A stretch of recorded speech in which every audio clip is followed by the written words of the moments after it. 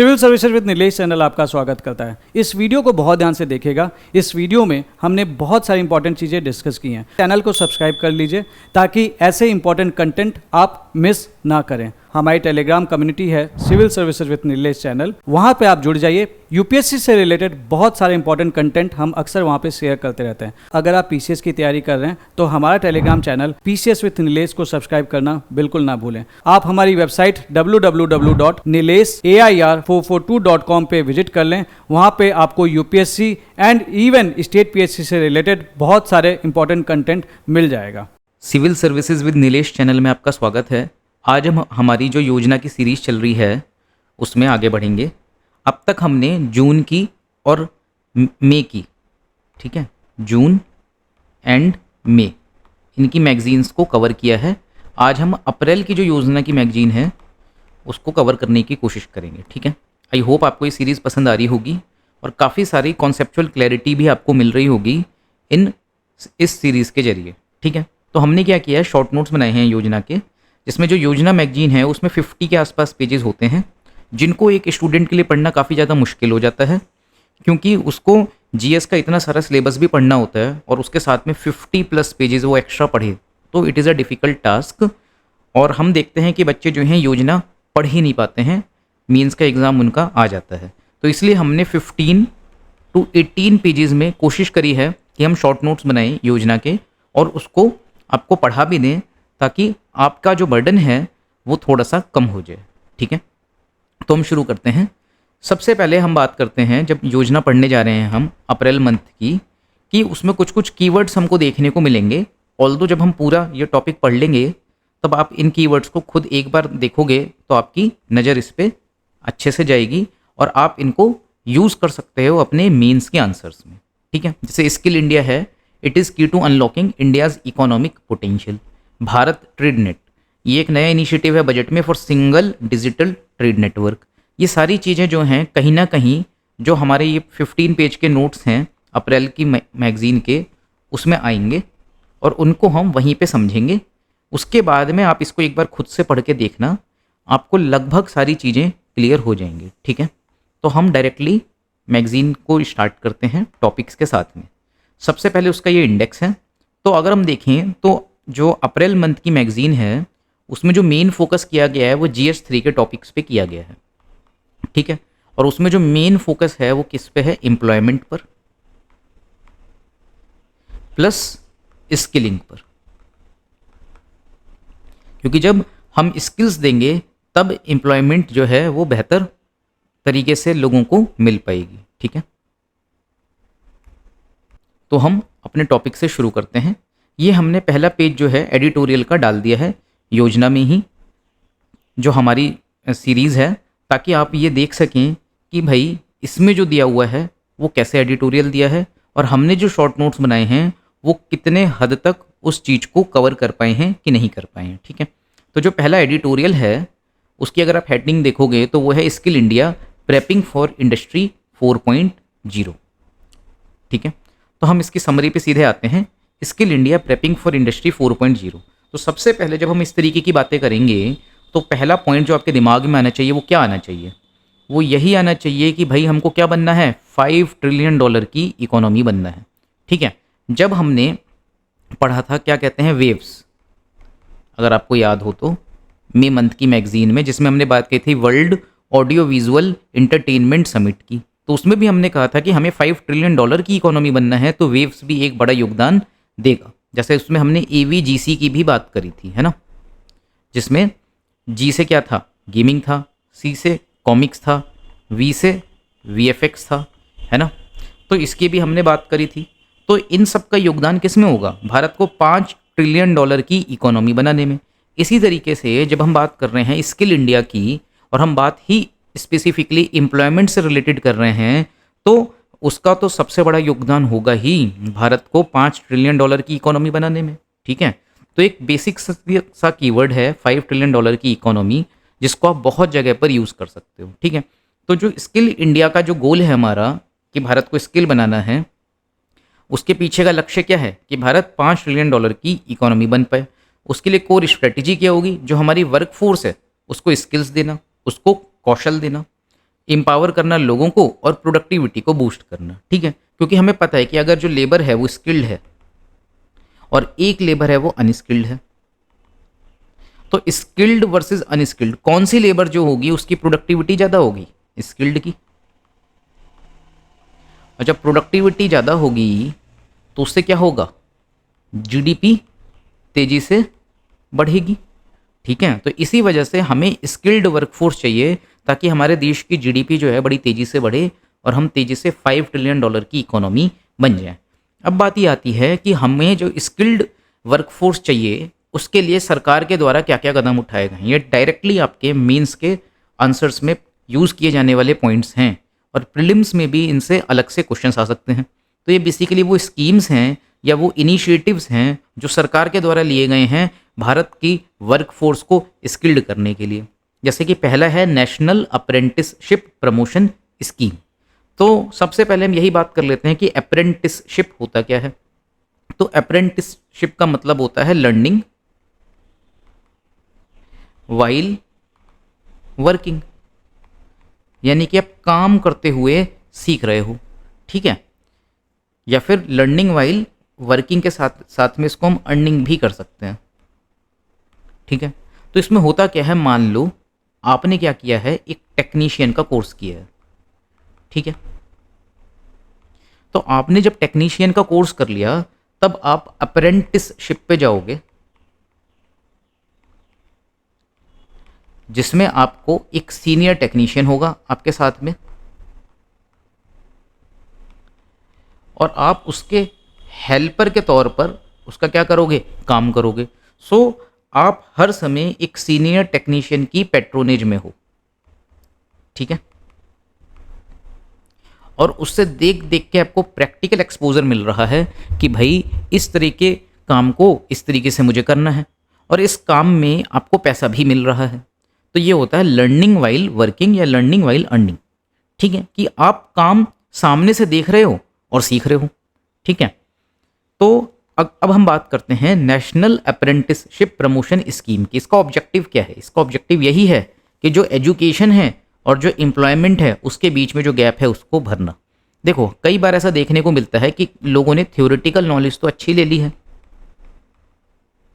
ठीक है, लेकिन उनको प्रैक्टिकल नॉलेज है ही नहीं, ठीक है। तो इस वजह से वो क्या हैं, उनके पास एजुकेशन तो है but they are not getting the employment. उनकी एम्प्लॉयबिलिटी EMPLOYABILITY उनकी एम्प्लॉयबिलिटी क्या है, बहुत वीक है, ठीक है, because they are just graduates. उनको अपना काम ठीक से आता ही नहीं है। क्यों? क्योंकि जो प्रैक्टिकल एक्सपोजर है वो उनका था ही नहीं, उन्होंने सिर्फ थ्योरी पढ़ी है। तो अप्रेंटिसशिप के माध्यम से क्या होता है कि आपकी एजुकेशन और आपकी एम्प्लॉयमेंट के बीच का जो गैप है, जो अंतर है, उसको भरने का प्रयास किया जाता है, ठीक है।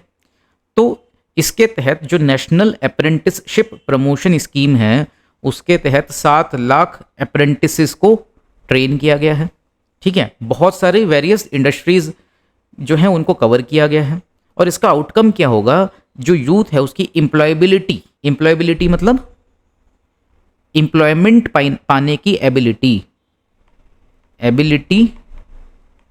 टू गेट एम्प्लॉयड, वो क्या होगा, वो बढ़ जाएगी। क्यों? क्योंकि अब उसके पास में प्रैक्टिकल एक्सपोजर भी है, उसको वास्तव में वो काम आता भी है, ठीक है। तो ये बेनिफिट होता है नेशनल अप्रेंटिसशिप प्रमोशन स्कीम का। अब हम बात करते हैं कि दूसरी स्कीम जो सरकार लेके आई है वो है प्रधानमंत्री कौशल विकास योजना, ठीक है। तो प्रधानमंत्री कौशल विकास योजना के तहत क्या होता है, 3 to 4 मंथ्स की ट्रेनिंग दी जाती है, ठीक है, और उसमें आपको वोकेशनल स्किल्स को सिखाया जाता है। और ये जब आप सीख लेते हो तो आप क्या हो जाओगे, आप योग्य हो जाओगे किसी एम्प्लॉयमेंट के लिए। जैसे कि मैं अपना प्रैक्टिकल एग्जांपल ही बताता हूँ। एक समय पे when I was working in a solar company,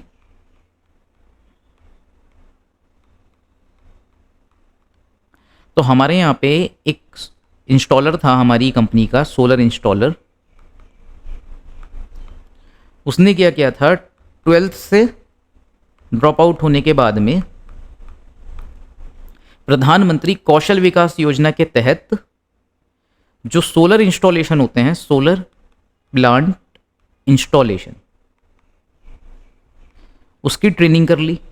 जैसे कि उसमें कहाँ पे इन्वर्टर लगेगा, कैसे सोलर प्लांट लगाते समय अर्थिंग भी करनी होती है, वो कैसे अर्थिंग होगी, ठीक है।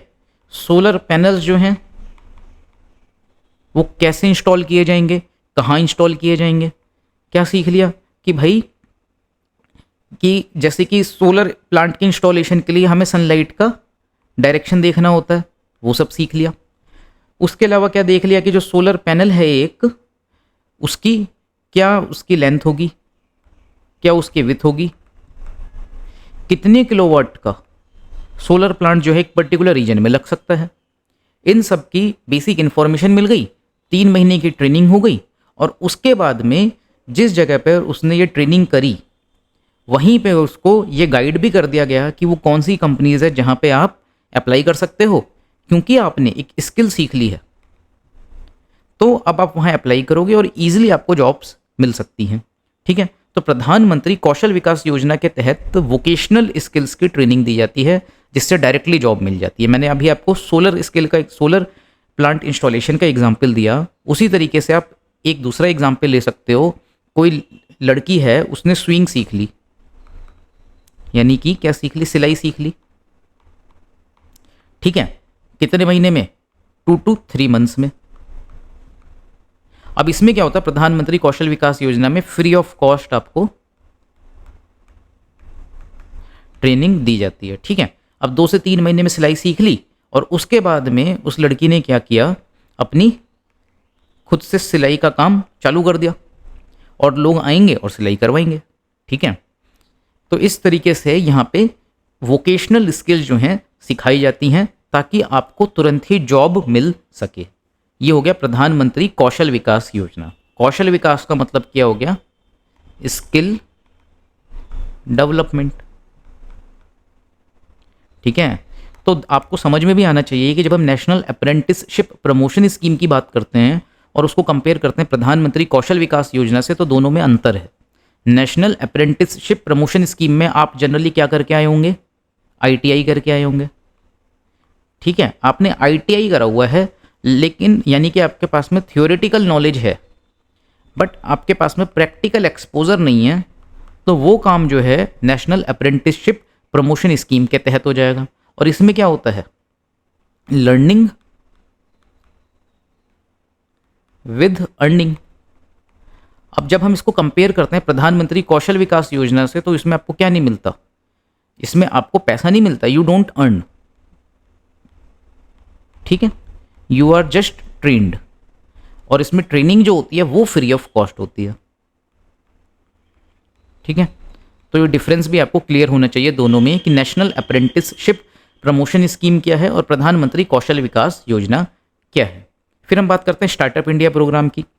अब स्टार्टअप इंडिया प्रोग्राम के तहत क्या होता है, इसमें बेसिकली यदि आपके पास में कोई प्लान है, कोई आइडिया है कि इस तरीके से नया स्टार्टअप शुरू किया जा सकता है, so you are having the plan but you are not having the funds, ठीक है। आपके पास में प्लान है लेकिन आपके पास में फंड्स नहीं है। तो स्टार्टअप इंडिया के तहत जो एंटरप्रेन्योर्स हैं, यानी कि आप एक एंटरप्रेन्योर बन तो सकते हो, तो जो एंटरप्रेन्योर्स हैं या फिर जो इनोवेशन लेके आना चाहते हैं, उनकी सहायता करी जाती है, ठीक है। और इससे भी क्या होता है, जो स्किल्ड वर्कर्स हैं उनके लिए अपॉर्चुनिटीज़ जनरेट होती हैं, क्योंकि स्टार्टअप इंडिया के तहत you want to start a startup. और जब आप स्टार्टअप को चालू करोगे तब आप क्या बनोगे, जॉब गिवर बनोगे, क्योंकि आप अकेले तो पूरा स्टार्टअप चला नहीं लोगे, आपको कुछ लोगों की ज़रूरत पड़ेगी जो आपको उस काम में हेल्प करेंगे।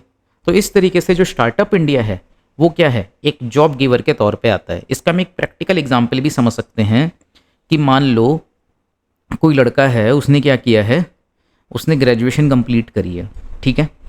और ग्रेजुएशन कंप्लीट करने के बाद में वो एक ऐप बनाना चाहता है, और उसका कहना ये है कि ये जो ऐप है ये इस तरीके की ऐप होगी कि जो फार्मर है जब अपनी क्रॉप का फ़ोटो खींचेगा तो उसको देख के ये ऐप बता सकती है कि ये जो क्रॉप है इसकी क्वालिटी कैसी है, या फिर ये जो पर्टिकुलर प्लांट है इस पे कोई इंसेक्ट ने इसको इन्फेस्ट किया है कि नहीं किया है, ठीक है, या फिर इसको कौन सा डिजीज़ हो गया है। सो ये बहुत अच्छा आइडिया है, इससे किसानों का भला बहुत ज़्यादा भला भी होगा। लेकिन जो ये ग्रेजुएट है इसके पास में क्या कहते हैं फंड्स की कमी है। So he is having a unique idea, he is doing an innovation, but उसके पास किसकी कमी है, पैसे की। तो वो पैसा जो है वो किसके द्वारा दे दिया जाएगा, स्टार्टअप इंडिया प्रोग्राम के द्वारा उसको मिल जाएगा, ठीक है। तो इस तरीके से स्टार्टअप इंडिया प्रोग्राम जो है वो उनके लिए है जो इनोवेशन करना चाहते हैं या एंटरप्रेन्योरशिप करना चाहते हैं। फिर हम सेक्टर स्पेसिफिक स्किलिंग की बात कर सकते हैं जिसमें सरकार का फोकस रिन्यूएबल एनर्जी पर है। रिन्यूएबल एनर्जी में क्या आ जाएगा, सोलर, विंड, ठीक है, और क्या हो सकता है, टाइडल एनर्जी हो सकता है, और हेल्थ केयर पर है, ठीक है। अब जो पर्पज़ है वो क्या है, इक्विप करना वर्कफोर्स को फॉर फ्यूचर रेडी इंडस्ट्रीज। फिर हम बात करते हैं स्किल इंडिया डिजिटल हब की। तो जब हम स्किल इंडिया डिजिटल हब की बात करते हैं तो ये बेसिकली एक ऐप है, इसको आप लोग डाउनलोड कर सकते हो और जो भी स्किल आप सीखना चाहते हो उस स्किल को यहाँ पे सर्च करके आप सीख सकते हो। तो यहाँ पे अगर आप देखोगे तो एम्प्लॉयर्स भी हैं, जॉब सीकर्स भी हैं।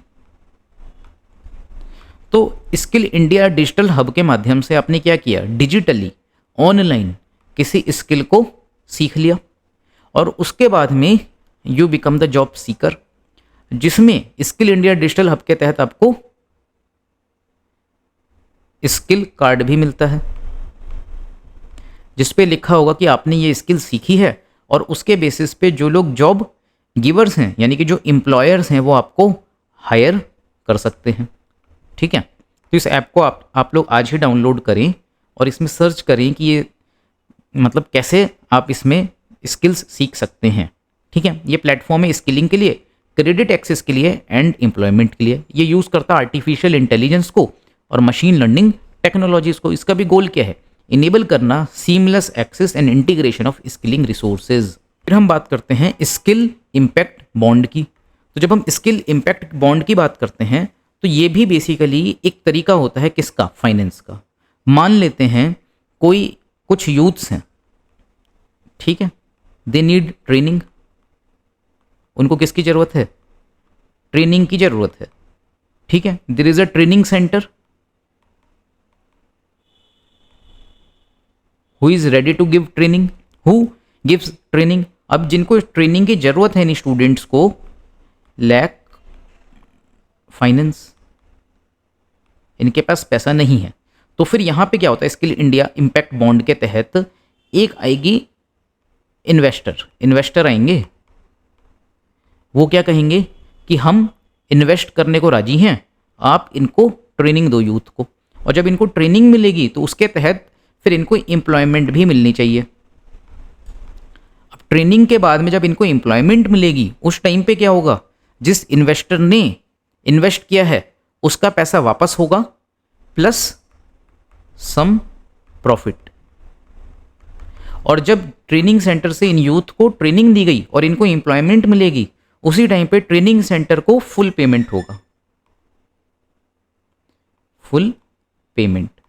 वरना इनका जो पेमेंट होगा, अगर जो यूथ हैं उनको एम्प्लॉयमेंट नहीं मिली, जब ट्रेनिंग सेंटर ने ट्रेनिंग दे दी उसके बाद भी, तो ट्रेनिंग सेंटर को जो पेमेंट होगा उसको हम कहेंगे पार्शियल पेमेंट, यानी पूरा पेमेंट इनको नहीं होगा, ठीक है। और इन्वेस्टर को भी तभी पेमेंट होगा जब ये जो यूथ हैं इनको एम्प्लॉयमेंट मिल जाती है, और यदि यूथ को एम्प्लॉयमेंट नहीं मिली तो इन्वेस्टर को पेमेंट नहीं होगा, यानी investor will invest but he will not get the returns. तो इससे होगा क्या, इन्वेस्टर भी ये चाहेगा कि जो ट्रेनिंग सेंटर्स हैं वो ठीक से ट्रेनिंग करवाएं, और ट्रेनिंग सेंटर्स खुद भी ये चाहेंगे कि वो अच्छी ट्रेनिंग दें ताकि यूथ की नौकरी लग जाए, तभी इनको पूरा पेमेंट होगा, वरना they will get the partial payment और इन्वेस्टर को तो कुछ मिलेगा ही नहीं, ठीक है। तो ये बेसिकली कोई कह सकता है कि ये जो स्किल इम्पैक्ट बॉन्ड है इसके तहत जो इन्वेस्टर्स हैं वो इन्वेस्ट करेंगे ही क्यों, तो हम समझ सकते हैं कि इनके पीछे जो ये इस तरीके से भी रिस्क होने के बावजूद भी काम कर रहे हैं, उसके पीछे एक तो चीज़ हो जाती है, इनको कॉर्पोरेट सोशल रिस्पॉन्सिबिलिटी क्रेडिट्स मिल जाते हैं। ठीक है, first thing is they will get the corporate social responsibility credits and the other thing is goodwill. ठीक है, तो ये इनकी एक गुडविल भी होती है, यानी कि इनकी एक साख क्रिएट होती है। ठीक है, और इसको हम क्या कह सकते हैं, एक टर्म होता है, यदि आपने सुना हो, कंपैशनेट कैपिटलिज्म।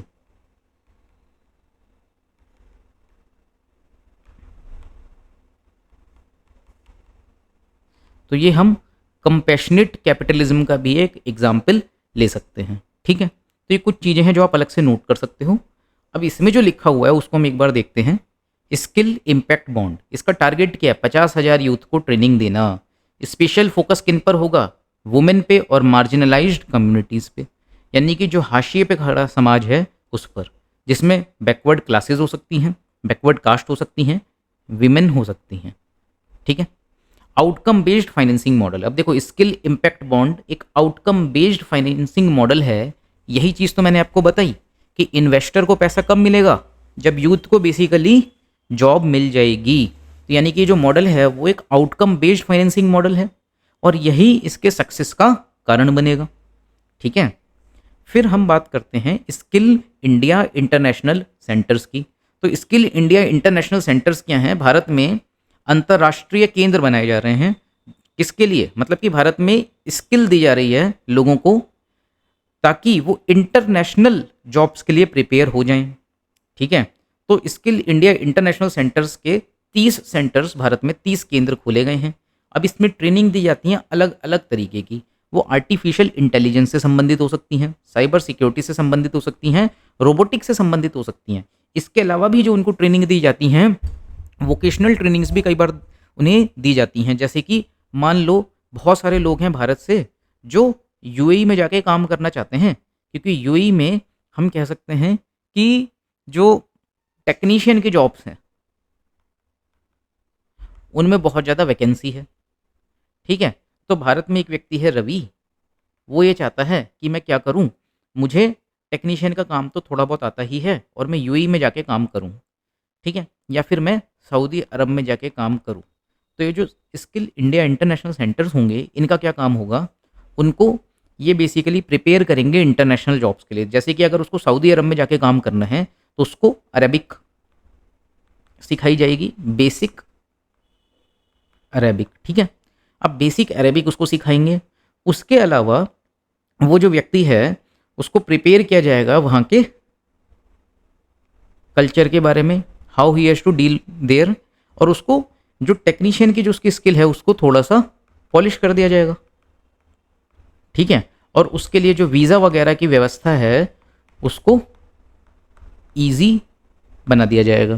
तो इस तरीके से स्किल इंडिया इंटरनेशनल सेंटर्स क्या करेंगे, वो भारत के यूथ को ग्लोबल एम्प्लॉयमेंट के लिए रेडी करेंगे। लिखा हुआ है इसमें, मेक इंडियाज यूथ ग्लोबली एम्प्लॉयेबल। ठीक है, तो इस तरीके से हमने देखा कि स्किल इंडिया इंटरनेशनल सेंटर्स क्या करेंगे, स्किल इंडिया डिजिटल हब क्या करेंगे, स्किल इम्पैक्ट बॉन्ड क्या है, स्टार्टअप इंडिया प्रोग्राम, प्रधानमंत्री कौशल विकास योजना and national apprenticeship promotion scheme. ये एक एक स्कीम जो है, यदि आप एग्जाम में लिख के आते हो तो आपका बहुत अच्छा वैल्यू एडिशन होगा कंपेयर टू दोज जिनके आंसर्स बहुत बेसिक होने वाले हैं। अब हम बात करते हैं कि जब हम स्किलिंग की बात कर ही रहे हैं तो उसमें कुछ चैलेंजेस भी तो होंगे। तो जब हम स्किलिंग की बात करते हैं कि भाई हमें अपने यूथ को स्किल्ड बनाना है, तो स्किल बनाने के लिए हमें क्या देनी पड़ेगी, ट्रेनिंग देनी पड़ेगी।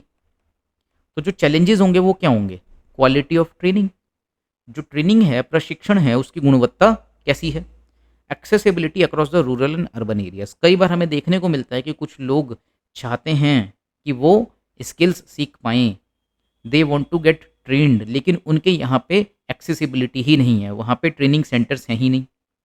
फिर बात आती है कि जो स्किल वो सीख रहे हैं उसकी जॉब मार्केट में रिलेवेंस क्या है, need for alignment with the industry demands. कई बार ऐसा भी देखने को मिलता है कि आपने जो स्किल सीखी है और जो इंडस्ट्री में जो डिमांड है उसके बीच में एक गैप है। तो कंक्लूजन क्या है, स्किलिंग एक की है, एक चाबी है to unlock India's economic potential.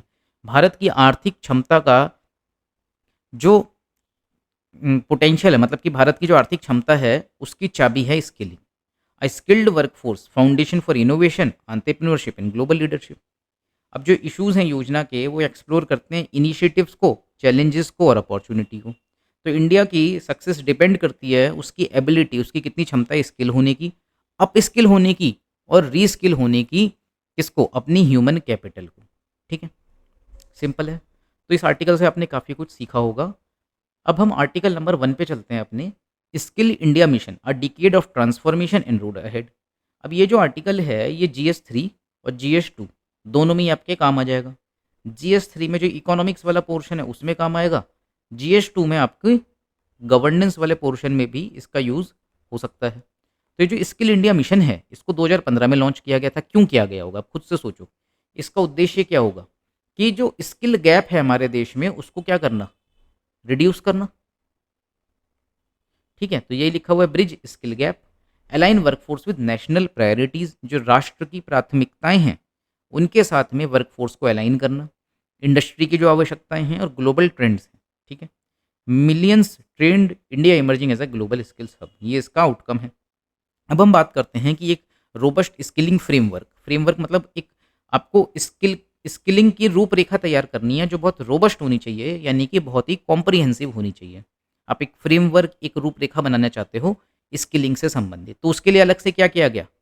Ministry of skill development and employment नाम, एंटरप्रेन्योरशिप नाम का एक डिपार्टमेंट ही बना दिया गया, ministry of skill development and entrepreneurship. ठीक है, ताकि जो एफर्ट्स हैं उनको सेंट्रलाइज किया जा सके। इंटीग्रेट किया गया 20 से ज़्यादा स्किलिंग प्रोग्राम्स को जो वेरियस मिनिस्ट्रीज़, भिन्न भिन्न मंत्रालयों के द्वारा चलाए जा रहे थे। फिर नेशनल स्किल डेवलपमेंट मिशन को लॉन्च किया गया पीएम की लीडरशिप में। ठीक है, जिसका ऑब्जेक्टिव क्या था? Structured, scalable, sustainable skilling ecosystem. Simple है। ठीक है, तो अभी तक हमने जो पढ़ा था एक बार फिर से बात कर लेते हैं। हमने बात करी एक तो स्किल इम्पैक्ट बॉन्ड की, फिर हमने बात करी स्किल इंडिया इंटरनेशनल सेंटर की, फिर हमने बात करी थी स्टार्टअप इंडिया की। ठीक है, प्रधानमंत्री कौशल विकास योजना की और नेशनल अप्रेंटिसशिप प्रमोशन स्कीम की। तो 1 2 3 4 5, इन 5 के अलावा हमने फिर बात करी स्किल इंडिया मिशन की। ठीक है, जिसमें हमने नेशनल स्किल डेवलपमेंट मिशन की बात करी और NSDE national skill development and entrepreneurship एक अलग से, MSDE ministry of skill development and entrepreneurship एक मंत्रालय ही बना दिया गया है। ठीक है, अब हम बात करते हैं कि इसके अलावा स्किलिंग को हमें एजुकेशन से भी जोड़ना होगा। तो हमारी जो नेशनल एजुकेशन पॉलिसी आई थी 2020 में, उसने एक हॉलिस्टिक और फ्लेक्सिबल लर्निंग की बात करी और उसने वोकेशनल और एकेडमिक एजुकेशन को मिक्स करने की बात करी है। देखो, एकेडमिक एजुकेशन में हमारा मेन फोकस किस पे होता है? थ्योरी पर होता है, कॉन्सेप्ट्स पर होता है। और जब हम बात करते हैं वोकेशनल एजुकेशन की, तो उसमें हमारा फोकस क्या होता है? स्किल देने पर होता है। ठीक है, तो एक एकेडमिक बैंक ऑफ क्रेडिट भी बनाया गया, किसके तहत? नेशनल क्रेडिट फ्रेमवर्क के तहत। अब इसमें क्या है, एक तो इनेबल करेगा एक credit transfer for NSQF aligned skills. ठीक है, नेशनल स्किल क्वालिफिकेशन फ्रेमवर्क जो अलाइंड स्किल्स हैं उसके तहत क्रेडिट को ट्रांसफ़र भी किया जा सकता है। अब हम समझते हैं कि एकेडमिक बैंक ऑफ क्रेडिट क्या है। तो देखो, एकेडमिक बैंक ऑफ क्रेडिट की जैसी बात आती है, आपको ये बात पता होनी चाहिए। मान लेते हैं कि कोई एक व्यक्ति है जिसका नाम है रवि। ठीक है, उसने एडमिशन लिया क्या करने के लिए?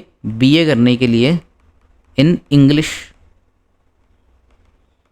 लिटरेचर। ठीक है, तो रवि ने फर्स्ट ईयर जो है वो कंप्लीट कर लिया। रवि की जगह हम ले लेते हैं रेखा। ठीक है, तो रेखा जो है उसने BA किया, इंग्लिश लिटरेचर में एडमिशन लिया, उसने फर्स्ट ईयर कंप्लीट कर लिया, सेकंड ईयर भी कंप्लीट कर लिया, फिर रेखा की हो गई शादी। ठीक है, और इसके कारण उसकी 1 to 2 ईयर्स के लिए, 2 से 3 साल हम मान लेते हैं, 2 to 3 ईयर्स के लिए पढ़ाई से क्या हो गया? गैप हो गया। अब आफ्टर 3 to 4 ईयर्स रेखा का फिर से मन किया कि उसने BA स्टार्ट किया था and she should complete her BA। तो पहले क्या होता था, जब एकेडमिक बैंक ऑफ क्रेडिट नहीं था, क्योंकि उसके 3-4 साल का गैप हो चुका है, तो जब वो बीए स्टार्ट करेगी उसको फिर से फर्स्ट ईयर करना होगा, सेकेंड ईयर करना होगा एंड थर्ड ईयर करना होगा। लेकिन अब क्योंकि एकेडमिक बैंक ऑफ क्रेडिट आ चुका है, तो उसके फर्स्ट ईयर और सेकेंड ईयर का जो स्कोर है वो डिजिटली रिकॉर्ड हो चुका है। अब वो किसी दूसरे कॉलेज से भी बीए कर सकती है सिर्फ थर्ड ईयर का। ठीक है, तो इस तरीके से जो एकेडमिक बैंक ऑफ क्रेडिट है उसमें आपके जो ट्रेनिंग है, जो आपकी स्किल्स हैं वो रिकॉर्ड होती रहती हैं, और यदि आपका किसी कारणवश गैप भी हो जाता है तब उसको भी कंसिडर कर लिया जाता है।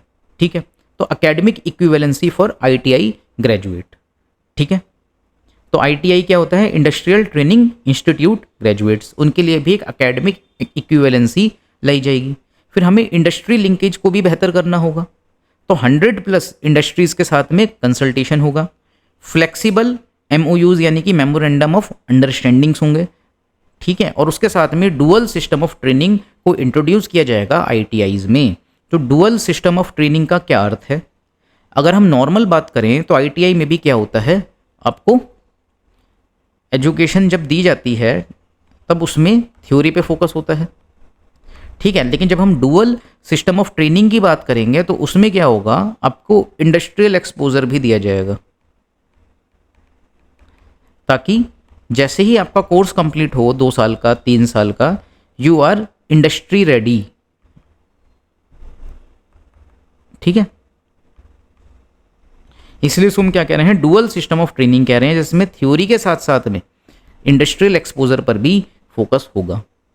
फिर हम बात करते हैं नेशनल अप्रेंटिसशिप प्रमोशन स्कीम की, जिसका हमने एक बेसिक आइडिया ले लिया था कि भाई अप्रेंटिसशिप का क्या मीनिंग होता है, जिसमें हम ये कहते हैं लर्निंग वाइल अर्निंग या फिर learning while doing a work. ठीक है, तो इसमें 42 लाख अप्रेंटिसेस इंगेज्ड हैं इन 50,000 एस्टेब्लिशमेंट्स, और फाइनेंशियल सपोर्ट भी इनको दिया जाता है डायरेक्ट बेनिफिट ट्रांसफर्स के माध्यम से। एसेलरेटेड एम्प्लॉयमेंट डेवलपमेंट प्रोग्राम इसके तहत होते हैं, जिसमें स्किल फास्ट ट्रैकिंग होती है फॉर हाई डिमांड सेक्टर्स। ठीक है, अब इसमें कुछ कंपनीज ऐसी होंगी जो क्या होंगी, पार्टनर्स होंगी, जैसे कि Dassault, Samsung, Microsoft and IBM। अब हम बात करेंगे कि किस तरीके से टेक्नोलॉजी को लेवरेज करने की भी बात हुई है, और उसमें उदाहरण आता है स्किल इंडिया डिजिटल हब का। हम पहले भी पढ़ के आए हैं कि स्किल इंडिया डिजिटल हब क्या होता है, यहाँ हमने देखा था। ठीक है, तो सेकंड आर्टिकल जो है उसमें भी कहा गया है कि आप टेक्नोलॉजी को कैसे लेवरेज करोगे, प्रयोग में लेके आओगे। तो स्किल इंडिया डिजिटल हब के तहत क्या होता है, ऑनलाइन लर्निंग दी जाती है, AR/VR कोर्सेज होते हैं, artificial intelligence driven career mapping भी होती है, और इसी स्किल इंडिया डिजिटल हब में आपको डिजिटल स्किल कार्ड्स दिए जाते हैं जो पोर्टेबल होते हैं, वेरीफिएबल क्रीडेंशियल्स उसमें होते हैं। तो फोकस एरिया जो है इंडस्ट्री 4.0 का वो है artificial intelligence, internet of things, electric vehicles and green hydrogen. ठीक है, तो हाइड्रोजन भी कई तरीके के होते हैं, grey hydrogen, blue hydrogen, green hydrogen. अब यहाँ पे ग्रीन हाइड्रोजन है तो वो मैं अब खुद बता दे रहा हूँ आपको, और grey hydrogen and blue hydrogen ये आपको खुद से पढ़ना है, ये आपका होमवर्क है, और फिर आपको कमेंट बॉक्स में लिखना है। ठीक है, जो भी लोग ये वीडियो देख रहे हैं सीरियसली इस स्टेप को करें। अगर आप ये प्रोसेस करते हो तो आप देखोगे कुछ ही टाइम में आपकी जो प्रिपरेशन है वो काफ़ी बेहतर हो जाएगी। तो जब हम ग्रीन हाइड्रोजन की बात करते हैं तो इसमें बेसिकली हम करते क्या हैं, जो H2O होता है पानी, उसमें से H2 एंड O2 को सेपरेट करते हैं। ठीक है, तो ये जो तरीका है ये बहुत ग्रीन तरीका है, और इसमें जो एमिशंस होते हैं वो ना के बराबर हैं। ठीक है, फिर हम बात करते हैं international mobility and future of work की। तो वर्ल्ड इकोनॉमिक फोरम का जो फोरकास्ट है वो क्या है, 85 million job vacancies by 2030 due to skill gap, कि 2030 में स्किल गैप्स के कारण 85 मिलियन जो हैं ग्लोबल लेवल पे जॉब वैकेंसीज होंगी। ठीक है, 3.7 million jobs identified for Indians across 16 countries. इतनी सारी जॉब जो हैं वो क्या की गई हैं, पाई गई हैं। ठीक है, बायलिटरल पैक्ट्स हमारे हो रहे हैं जापान, जर्मनी, इजराइल और UAE के साथ में, और 30 स्किल इंडिया इंटरनेशनल सेंटर्स बनाए गए हैं जिसमें ट्रेनिंग दी जाएगी, लैंग्वेज भी सिखाई जाएगी, और सर्टिफिकेशन होगा फॉर ओवरसीज़ जॉब्स। ठीक है, ये हमने बात करी ही थी कि स्किल इंडिया इंटरनेशनल सेंटर जो हैं 30 जगह पे वो खोले जाएंगे। अब इनके स्किल इंडिया इंटरनेशनल सेंटर्स को इस्टेब्लिश करने के पीछे का कारण क्या है? 2030 तक 85 मिलियन ग्लोबल जॉब वैकेंसीज होंगी। तो हमने उस चीज़ को ध्यान में रखते हुए अभी ही उस चीज़ को एड्रेस करने के लिए काम करना शुरू कर दिया है स्किल इंडिया इंटरनेशनल सेंटर्स के माध्यम से। फिर जब हम वर्ल्ड स्किल कंपटीशन की बात करते हैं तो इंडिया की जो रैंक है वो भी काफ़ी इम्प्रूव हुई है और हम जो स्किलिंग के मामले में हैं 13th रैंक पर आ गए हैं 2024 में, जबकि 2011 में हमारी जो रैंक थी वो 39th थी। तो आप देख सकते हो कि कितनी तेज़ी से इम्प्रूवमेंट हुआ है वर्ल्ड स्किल कंपटीशन में भी। उसके पीछे के क्या कारण हैं वो आप फिर से एक बार सोच सकते हो। वही सब हैं जो हमने देखे थे, प्रधानमंत्री कौशल विकास योजना, स्किल इंडिया डिजिटल हब, ठीक है। और इन स्किल इंडिया डिजिटल हब के तहत क्या दिए जाते हैं? Skill digital cards. इसके अलावा उसके जो ये वर्ल्ड स्किल कंपटीशन में इंप्रूवमेंट हुआ है और क्या कारण हो सकते हैं? स्टार्टअप इंडिया, ठीक है। और देखो यहाँ पे हमने देखे थे जैसे कि नेशनल अप्रेंटिसशिप प्रमोशन स्कीम हो सकती है, ठीक है। स्किल इम्पैक्ट बॉन्ड हो सकता है। तो ये सारी चीज़ें हम लिख सकते हैं कि ग्लोबल स्किल्स कंपटीशन में हमारी जो रैंकिंग है इतनी जो इम्प्रूव हुई है उसके पीछे क्या कारण है, ठीक है। तो skill impact bonds, national apprenticeship promotion scheme, ठीक है। इनको तो आपको बिल्कुल रट लेना है। कहीं पे भी आपके ऊपर क्वेश्चन आता है कि किस तरीके से इंडिया में स्किल सेक्टर को हम बेहतर कर सकते हैं, स्किलिंग को बेहतर कर सकते हैं, तो इन सबको आपको लिख के ही आना है। अब हम बात करते हैं AI mission and skilling strategy का। तो नेशनल एआई मिशन जो है हमारा, उसको भी हम स्किल से जोड़ सकते हैं। एआई स्किलिंग हो सकती है ऑटोमेशन में, प्रिडिक्टिव एनालिसिस में और एमएल मतलब मशीन लर्निंग में। इसी तरीके से पार्टनरशिप में कौन हो सकता है? गूगल है, एनवीडिया है, माइक्रोसॉफ्ट है, ठीक है। फिर एनसीईटी एआई स्किलिंग रिपोर्ट हो सकती है, national council for vocational education and training AI skilling report. उसके क्या ट्रेंड्स हैं, क्या डिमांड्स हैं, क्या रिकमेंडेशंस हैं, वो हमें पता चल जाएगा इस रिपोर्ट के माध्यम से। और उसके बेसिस पे हम क्या कर सकते हैं? अपनी स्किलिंग का जो प्रोसेस है उसको बेहतर बना सकते हैं। एआई बेस्ड स्किलिंग हो सकती है हेल्थ सेक्टर में, मैन्युफैक्चरिंग में, फाइनेंशियल सर्विसेज में। फिर अगर हम बात करें कि बजट और फाइनेंसिंग की, तो यूनियन बजट जो 2024-25 का है उसमें 8,800 करोड़ रुपए दिए गए हैं, मतलब एलोकेट किए गए हैं फॉर स्किल इंडिया प्रोग्राम। और 1,000 जो हैं उसमें अपग्रेडेशन होगा 1,000 ITIs का। 5 नेशनल सेंटर ऑफ एक्सीलेंस बनाए जाएंगे फॉर वर्ल्ड क्लास ट्रेनिंग, ठीक है। फिर इसके तहत ही स्किल फाइनेंसिंग मैकेनिज्म की अगर हम बात करते हैं तो स्किल लोन्स दिए जाएंगे, credit access for vocational training, skill impact bonds जो रिजल्ट ड्राइवन प्राइवेट इन्वेस्टमेंट होगा। वो हमने पहले भी देखा था कि परफॉर्मेंस जो है परफॉर्मेंस बेस्ड इनिशिएटिव है ये, और उसको भी हमने ऊपर समझा भी था कि स्किल इम्पैक्ट बॉन्ड कैसे काम करेगा, ठीक है। फिर स्किल वाउचर्स की बात होगी, learner choice plus demand driven training. अब कन्वर्जेंस ऑफ स्कीम्स भी होगा, जैसे कि स्किल इंडिया डिजिटल हब के तहत एक यूनिफाइड डिजिटल फ्रेमवर्क बन के आ जाएगा, ठीक है। इसके तहत जो भी स्किल्स से रिलेटेड आपकी इंफॉर्मेशन होगी वो एक जगह पर एकत्रित हो जाएगी, जिसलिए हम क्या कह रहे हैं कि यूनिफाइड डिजिटल फ्रेमवर्क होगा। 38 सेंट्रल एंड 133 स्टेट स्कीम्स को इंटीग्रेट किया जा रहा है, ठीक है। इस चीज को हम क्या कह सकते हैं? Rationalisation of schemes.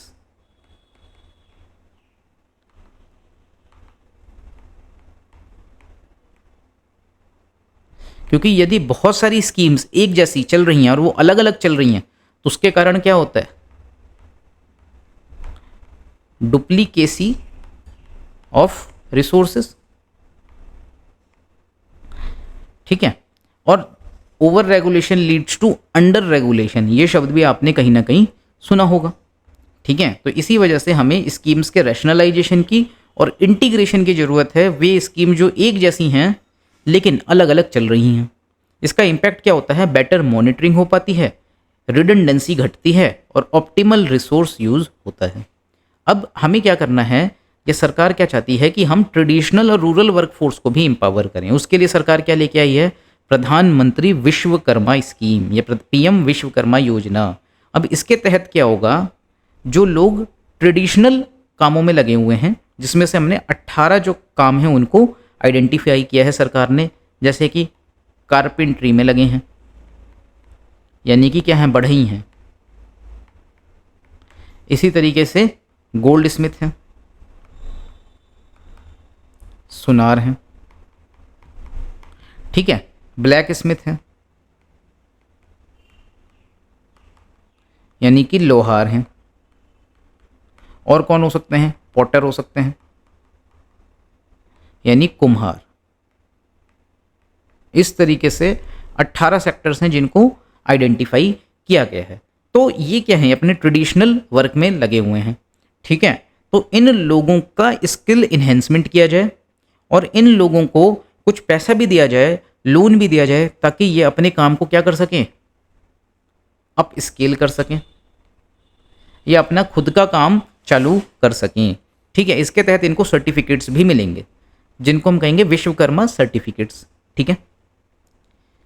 तो पीएम विश्वकर्मा स्कीम को यदि हम देखते हैं तो 18 ट्रेडिशनल ट्रेड्स जो हैं उनको सपोर्ट किया जाएगा, इनको ट्रेनिंग भी दी जाएगी, फ्री ऑफ कॉस्ट ट्रेनिंग होगी, फाइनेंशियल एड भी दी जाएगी, प्लस मार्केट एक्सेस भी मिलेगी, ठीक है। तो इनको जब ट्रेनिंग दी जाएगी तो इनको एक टूल किट भी मिलेगी, जिसकी कीमत जो होगी वो लगभग ₹15,000 होगी। और जब हम फाइनेंशियल एड की बात करते हैं तो इनको लोन मिल सकता है ₹3 लाख तक का, ताकि ये क्या कर सकें, अपना न्यू बिजनेस स्टार्ट कर सकें, ठीक है। तो ये प्रधानमंत्री विश्वकर्मा योजना जो है, ये वो लोग जो अपने पारंपरिक कार्य में लगे हुए हैं उनको अपस्किल भी किया जाएगा, उनको उनके रिक्वायरमेंट के लिए टूल्स भी अवेलेबल करवाए जाएंगे वर्थ ₹15,000 और 3 लाख रुपए तक का लोन भी दिया जा सकता है। फिर हम बात करते हैं क्राफ्ट्समैन ट्रेनिंग स्कीम की।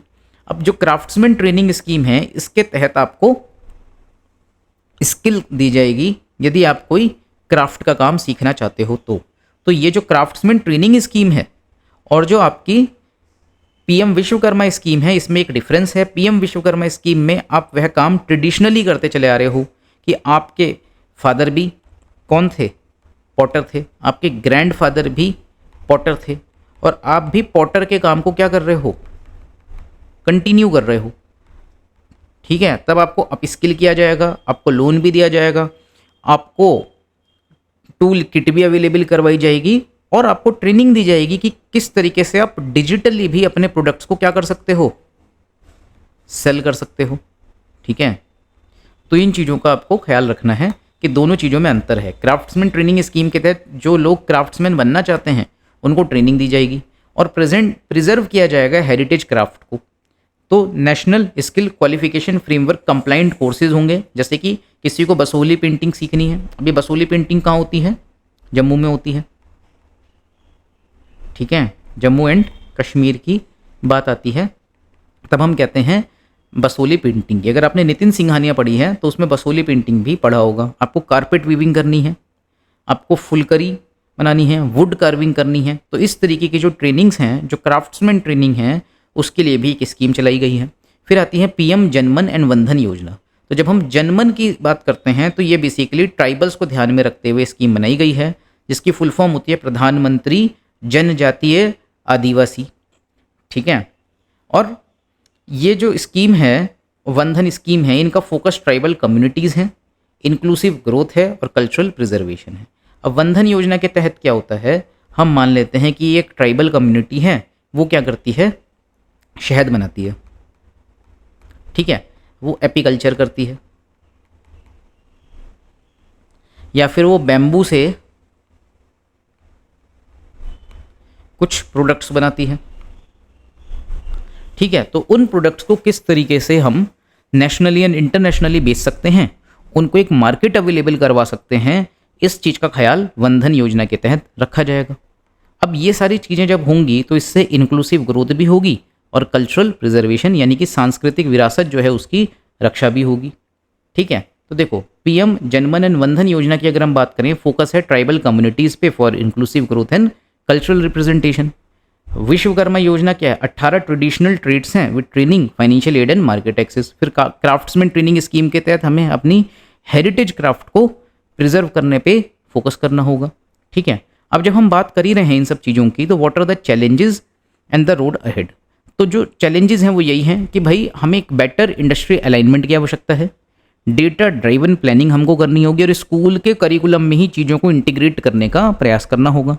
National education policy plus new national curriculum framework, इन्होंने इंट्रोड्यूस किया है वोकेशनल स्किल्स को फ्रॉम स्कूल लेवल, जो एक बहुत ही अच्छा कदम है। अगर हम बात करें, आपको याद हो तो गांधी जी का, तो एक वर्धा स्कूल की बात आती है, वर्धा एजुकेशन, जिसमें गांधी जी ने क्या कहा था कि हर व्यक्ति को कुछ ना कुछ वोकेशनल स्किल्स जरूर सिखाई जानी चाहिए स्कूल लेवल पर ही, है ना। तो वो चीज़ जब उस समय पर कही गई थी वर्धा स्कूल या वर्धा एजुकेशन के टाइम पर, उस चीज़ को नेशनल एजुकेशन पॉलिसी 2020 में इंक्लूड करने का एक प्रयास किया गया है। ठीक है, तो कोलैबोरेशन इसमें होगा MoSPI, ministry of statistics and programme implementation plus ministry of labour and employment का फॉर बेटर वर्कफोर्स डेटा। ठीक है, क्योंकि आप कर क्या रहे हो, आप वर्कफोर्स को स्किल्ड करना चाहते हो, तो उसके लिए आपको ministry of statistics and programme implementation की आवश्यकता भी पड़ेगी और ministry of labour and employment की आवश्यकता भी पड़ेगी, ताकि आपको डेटा मिल सके वर्कफोर्स का।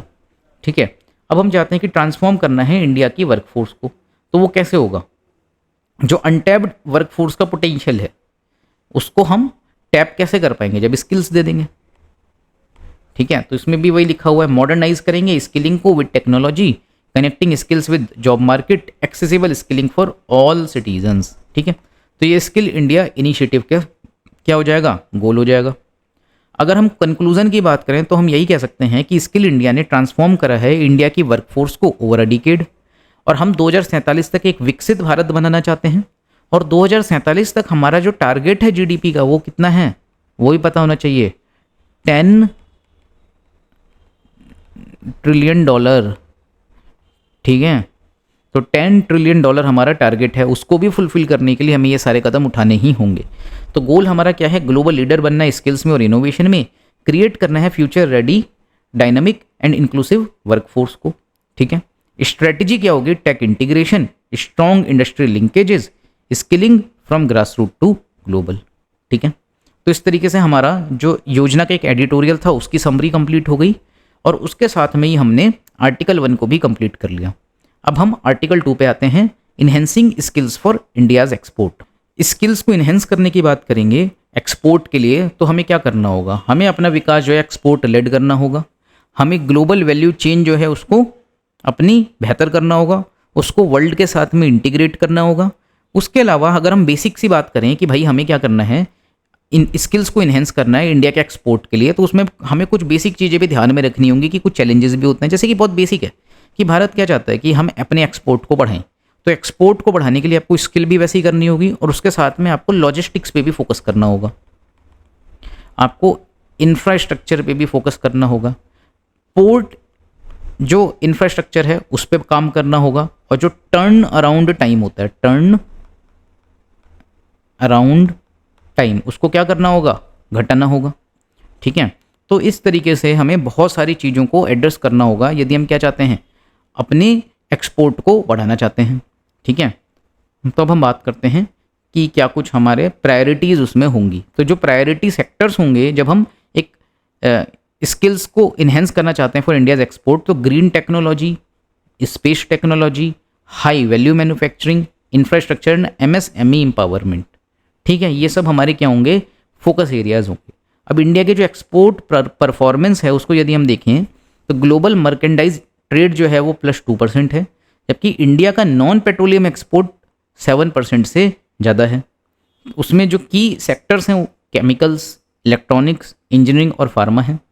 इलेक्ट्रॉनिक एक्सपोर्ट जो है वो हमारा काफ़ी ज़्यादा बढ़ा है, जैसे कि फाइनेंशियल ईयर 2021 में $11 बिलियन का था और 2025 में वो $26 बिलियन का हो गया, यानी कि 2 टाइम्स से भी ज़्यादा हमें क्या देखने को मिला है, हमारा इलेक्ट्रॉनिक एक्सपोर्ट देखने को मिला है। अब कोई कह सकता है कि इतनी तेज़ी से हमने 2 टाइम्स इलेक्ट्रॉनिक एक्सपोर्ट को कैसे अचीव कर लिया, तो उसके लिए एक स्कीम आती है जिसको हम कहते हैं production linked incentive.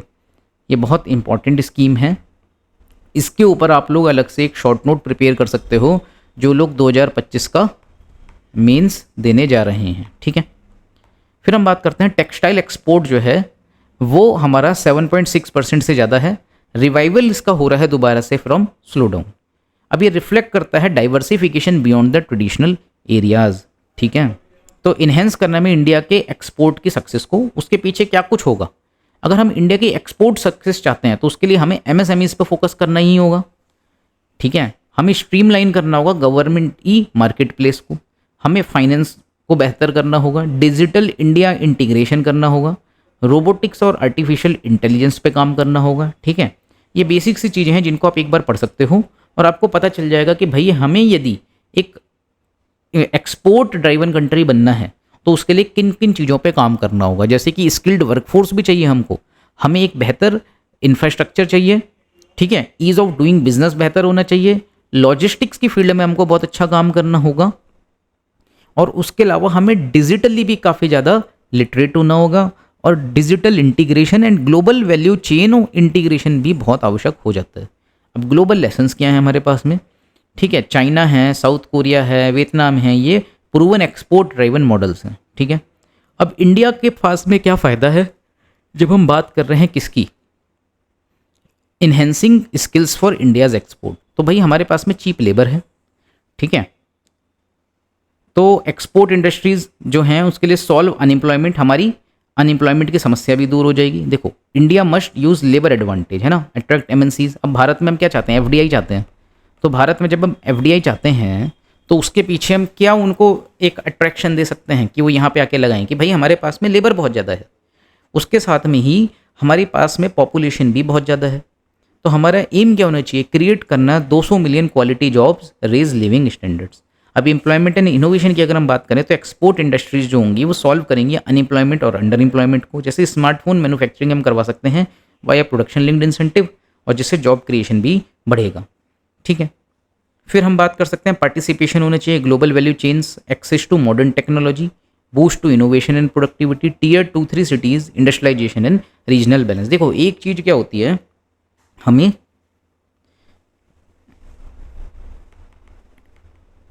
Industrial decentralisation पर फोकस करना होगा। इंडस्ट्रियल डिसेंट्रलाइजेशन का मीनिंग क्या होगा, इसका मीनिंग ये होगा कि सिर्फ टीयर 1 सिटीज़ में इंडस्ट्रीज जो हैं वो सेंटर्ड ना रहें। हमें क्या करना है, टीयर 2 एंड टीयर 3 सिटीज़ में भी इंडस्ट्रीज़ को क्या करना है, पहुंचाना है, ताकि जो माइग्रेशन होता है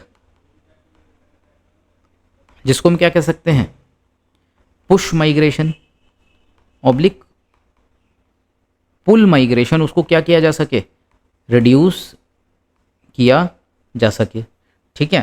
तो हमें इंडस्ट्रियल डिसेंट्रलाइजेशन पे फोकस करना होगा, ठीक है।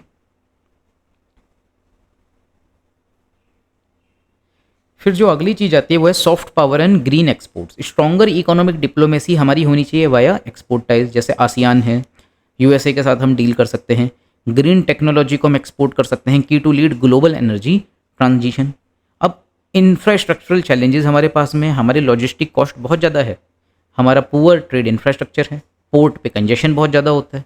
इन्हीं को दूर करने के लिए सरकार क्या लेके आई थी, सागरमाला प्रोजेक्ट लेके आई है सरकार, ठीक है। लॉजिस्टिक कॉस्ट बहुत ज़्यादा है, पुअर ट्रेड इंफ्रास्ट्रक्चर है हमारा, इन्हीं चीज़ों को दूर करने के लिए सरकार भारतमाला प्रोजेक्ट भी लेके आई है।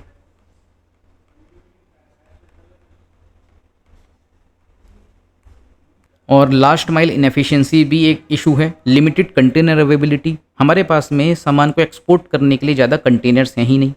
इसी वजह से सरकार पीएम गति शक्ति प्लान लेके आई है जो लॉजिस्टिक्स की समस्या है उसको ओवरऑल दूर करने के लिए।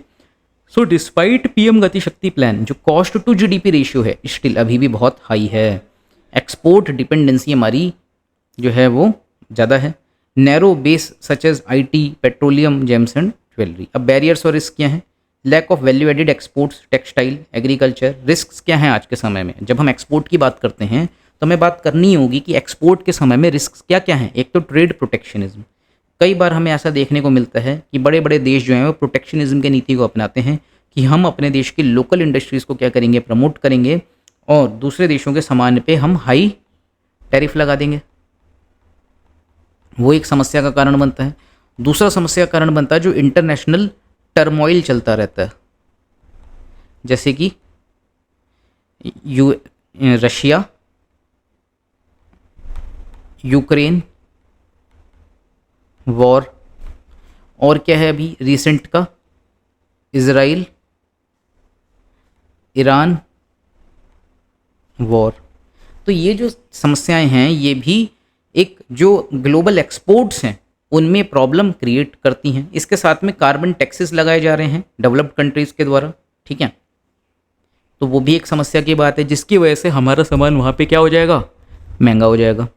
फिर हम बात करें यदि स्मॉल एंड मीडियम इंटरप्राइजेस का, माइक्रो इंटरप्राइजेस का, उनका भी एक स्ट्रगल है, जैसे हाई बोरोइंग कॉस्ट है, low awareness of export credit, complex financial norms. फिर नॉन टेरिफ बैरियर्स जो होते हैं वो भी बहुत ज़्यादा परेशानी पैदा करते हैं। जैसे टेरिफ बैरियर्स में तो क्या है कि आपका जो प्रोडक्ट है उस पर टैरिफ बढ़ा दिया गया है, लेकिन जब हम नॉन टेरिफ बैरियर्स की बात करते हैं तो उसमें जनरली जो बात आती है वो आती है फाइटो सैनिटरी मीजर्स की। इसका जिक्र हमने पहले भी किया है, फाइटो सैनिटरी मीजर्स। अब इसके तहत क्या होता है, भारत का जो फूड आइटम होता है उसको दूसरे देशों में बैन कर दिया जाता है, ये कहते हुए कि इनमें बहुत ज़्यादा पेस्टिसाइड्स का प्रयोग हुआ है, ठीक है, इंसेक्टिसाइड्स का प्रयोग हुआ है, या फिर फर्टिलाइजर्स का प्रयोग हुआ है, ठीक है। तो ये नॉन टेरिफ बैरियर्स हो गए। फिर जो सरकार के द्वारा इनिशिएटिव लिए गए हैं भारत के एक्सपोर्ट को बूस्ट करने के, वो हम देखते हैं। एक्सपोर्ट प्रमोशन मिशन बनाया गया है सरकार के द्वारा और उसके तहत 2,250 करोड़ रुपए एलोकेट किए गए हैं ताकि क्रॉस बॉर्डर फैक्टरिंग हो सके, एक्सपोर्ट फाइनेंस एक्सेस हो सके और रिमूव किया जा सके नॉन टेरिफ बैरियर्स को। हम इंटीग्रेट कर रहे हैं with the global best practices. हम अपने इंफ्रास्ट्रक्चर को भी बूस्ट कर रहे हैं जियो स्पेशियल डेटा के माध्यम से और एयर ट्रांसपोर्ट इन्हेंसमेंट के माध्यम से। फिर हमने भारत ट्रेड नेट बनाया है, ये बहुत इंपॉर्टेंट है, ठीक है। इसको हम यूज़ कर सकते हैं भारत ट्रेड नेट को, जिसके माध्यम से हम क्या कर सकेंगे, एक सिंगल नेटवर्क होगा, ये सिंगल डिजिटल ट्रेड नेटवर्क होगा और इसी पे आपका सारा डॉक्यूमेंटेशन हो जाएगा, ठीक है। तो एक सिंगल विंडो क्लियरेंस भी हो सकता है कि कोई सामान भारत में आता है और भारत से विदेश में जाता है, तो उसके लिए तो जो अभी तक फिजिकल पेपर वर्क हुआ करता था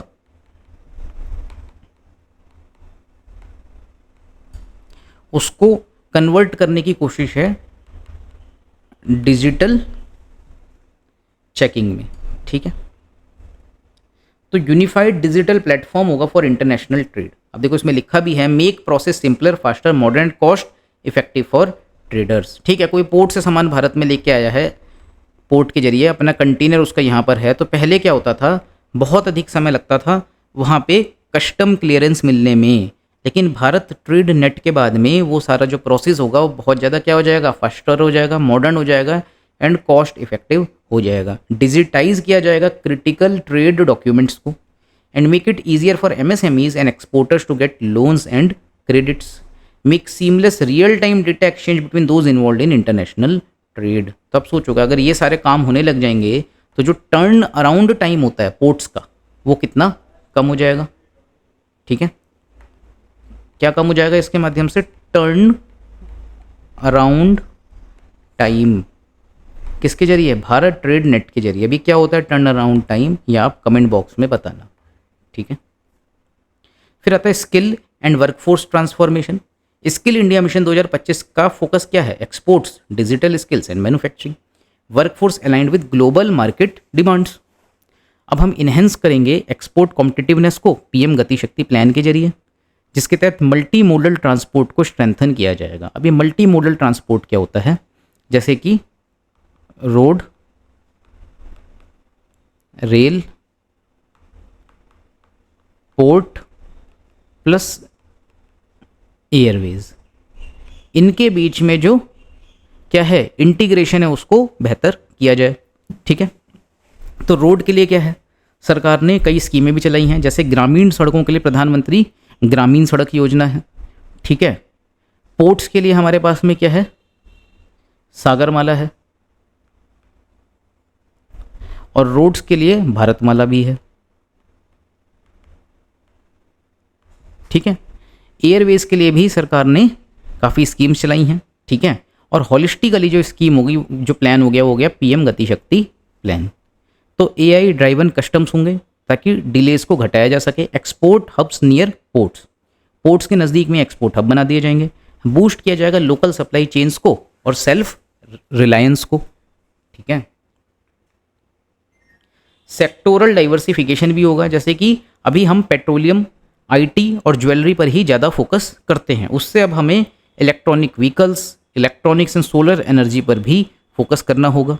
अब सोलर एनर्जी के लिए सरकार काफ़ी काम भी कर रही है कि भारत में विद इन इंडिया हम क्या बना सकें, सोलर पैनल्स को बनाएं। उसके लिए सरकार ने एक चीज़ करी है जिसको हम कहते हैं DCR, डोमेस्टिक कंटेंट रिक्वायरमेंट। अब ये DCR क्या होता है, इसको आप एक बार पढ़ना, DCR in the field of solar energy. ठीक है, गूगल करना और लिखना। अब ट्रेड डील्स भी करी जा रही हैं, जैसे कि इंडिया और यूएई के बीच में सीपा हुआ है, कॉम्प्रिहेंसिव इकोनॉमिक पार्टनरशिप एग्रीमेंट।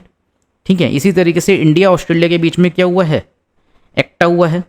ठीक है, TSA, तो इसमें क्या हो जाएगा, ट्रेड एग्रीमेंट हो जाएगा।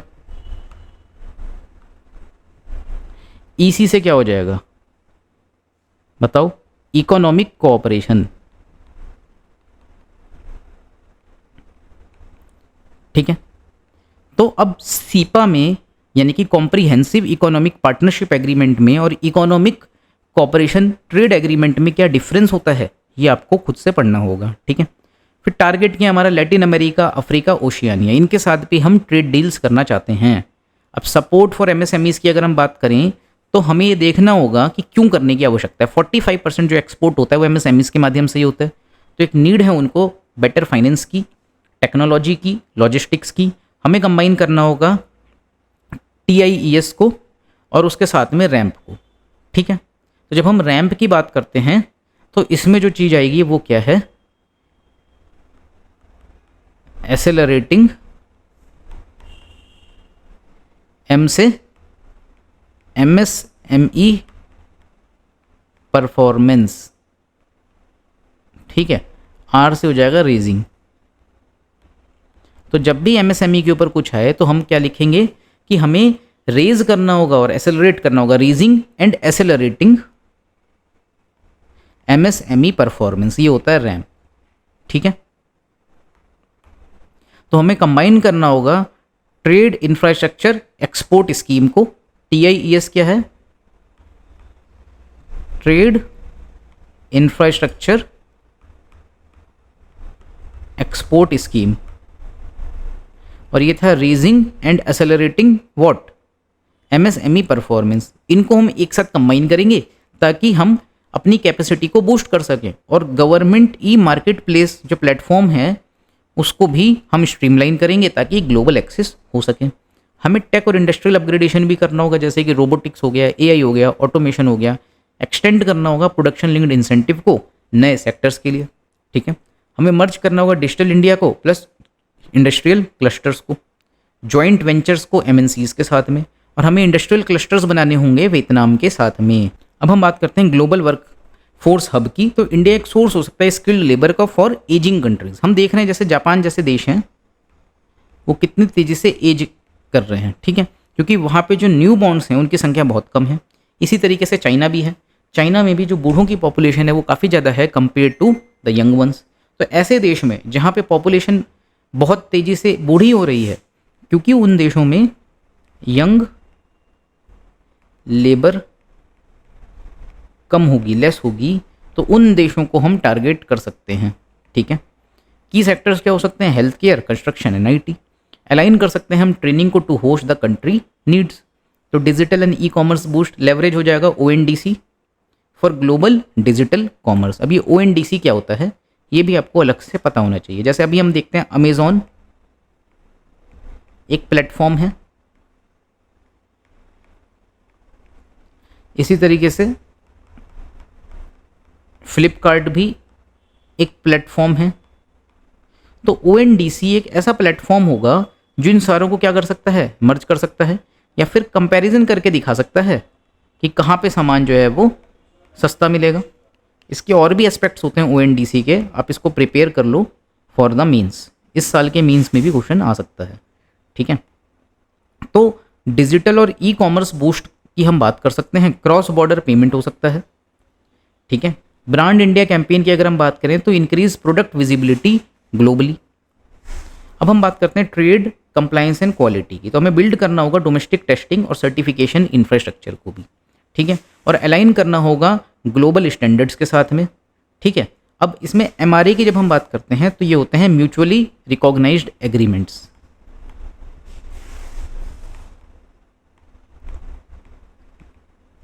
अब ये म्यूचुअली रिकॉग्नाइज्ड एग्रीमेंट है क्या? देखो, एक कंपनी है भारत की, उसमें कुछ लोग काम करते हैं, ठीक है, और उन्होंने टेक्नीशियन का काम किया कुछ लोगों ने, तो इंडिया में उनको टेक्नीशियन का सर्टिफिकेशन मिल चुका है, ठीक है। तो अगर हमारा म्यूचुअली रिकॉग्नाइज्ड एग्रीमेंट है यूरोपियन यूनियन के साथ में, तब ये टेक्नीशियन अगर यूरोपियन यूनियन के किसी देश में काम करने जाएगा तो वहाँ पे इसका फिर से सर्टिफिकेशन टेस्ट नहीं होगा। He do not need to give the test, because उन्होंने आपस में दोनों देशों ने रिकॉग्नाइज कर लिया है कि किसी एक देश का जो सर्टिफिकेट है, सर्टिफिकेशन है, वो दूसरे देश में भी एप्लीकेबल होगा। जैसे कि कुछ नर्सेज हैं जिन्होंने इंडिया में ट्रेनिंग पाई है प्लस वर्क भी किया है, they have the work experience too. अब ये जो नर्सेज हैं ये कहाँ जाती हैं? ओमान जाती हैं, ठीक है, या ईरान जाती हैं नर्स का काम करने के लिए। तो अब इनको दोबारा से वहाँ पे क्या देने की ज़रूरत नहीं है, ट्रेनिंग देने की ज़रूरत नहीं है, क्योंकि यहाँ का जो उनका ट्रेनिंग सर्टिफिकेट है वो MRA म्यूचुअली रिकॉग्नाइज्ड एग्रीमेंट के तहत वहाँ पे भी क्या होगा, एप्लीकेबल होगा।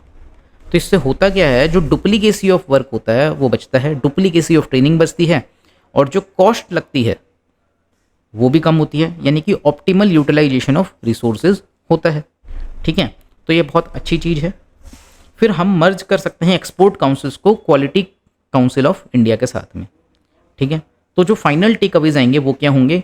Focus area for long term growth होना चाहिए, जिसमें डिजिटलाइजेशन, सस्टेनेबिलिटी पे, बाइलेटरल ट्रेड टाइज पे, उसमें हमने देखा है कि बाइलेटरल ट्रेड टाइज में हमने सीपा किया है, ऑस्ट्रेलिया के साथ में एक्टा किया है, और इसके साथ में हमने कई देशों के साथ में म्यूचुअली रिकॉग्नाइज्ड एग्रीमेंट्स भी किए हैं।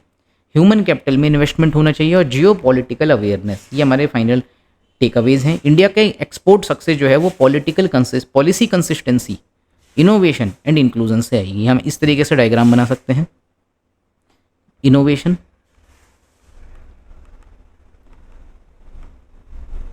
इंक्लूजन एंड पॉलिसी कंसिस्टेंसी,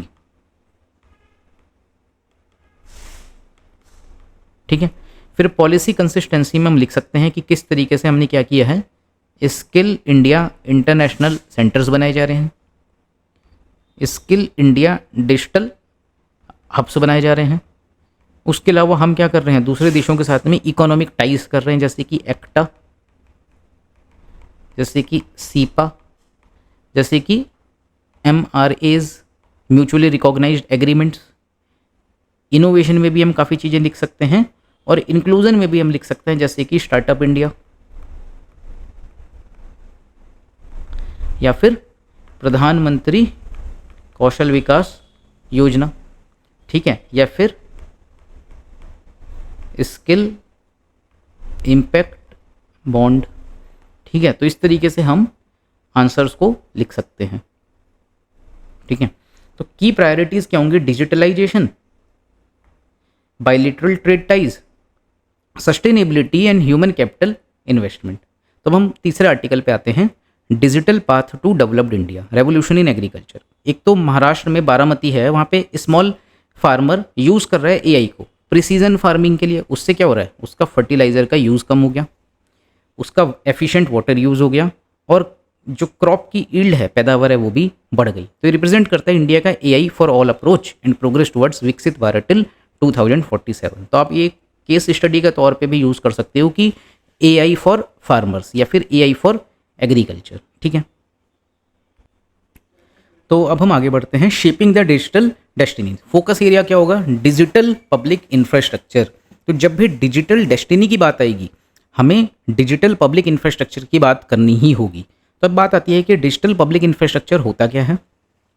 तो अब डिजिटल पब्लिक इंफ्रास्ट्रक्चर का एक उदाहरण हो सकता है आधार, ठीक है। दूसरा हो सकता है यूपीआईज, जैसे कि गूगल पे, ठीक है। और तीसरा उदाहरण इसका हो सकता है डिजी लॉकर। तो ये सारे क्या हैं, ये बेसिकली पब्लिक इंफ्रास्ट्रक्चर हैं जो डिजिटल हैं, ठीक है। तो आधार के माध्यम से आपका ये एक आईडी कार्ड हो गया, यूपीआई के माध्यम से आप ऑनलाइन पेमेंट कर सकते हो, और डिजी लॉकर के माध्यम से आपकी जो इन्फॉर्मेशन होती है, ठीक है, जो एजुकेशन से रिलेटेड होती है, वो एक जगह पर आ जाती है। तो ये तीनों के तीनों बेसिकली डिजिटल पब्लिक इंफ्रास्ट्रक्चर के क्या हो जाएंगे, पार्ट हो जाएंगे, ठीक है। और इसी में हम जो एकेडमिक बैंक ऑफ क्रेडिट की बात करते हैं, वो भी आपका एक डिजिटल पब्लिक इंफ्रास्ट्रक्चर का हिस्सा हो जाएगा, ठीक है। तो अब हम बात करते हैं from global software leader to emerging hardware hubs. तो सेमी कंडक्टर सेक्टर की अगर हम बात करें तो 5 सेमी कंडक्टर प्लांट्स जो हैं वो अंडर कंस्ट्रक्शन चल रहे हैं। मेक इन इंडिया चिप जो है वो भी लॉन्च होने वाला है, ठीक है। इलेक्ट्रॉनिक्स जो है नाउ इन टॉप 3 एक्सपोर्ट्स में हमारे आ चुका है। अब अगर हम बात करते हैं बिल्डिंग एआई इकोसिस्टम की, तो की इंफ्रास्ट्रक्चर क्या होगा, common compute facility with 18,000 GPUs, ठीक है। डेटा इन इनोवेशन की अगर हम बात करें तो creation of large scale anonymized data sets हैं for accurate inclusive AI models. Use करते हैं केसेस को जैसे कि एग्रीकल्चर, वेदर, ट्रैफिक मैनेजमेंट।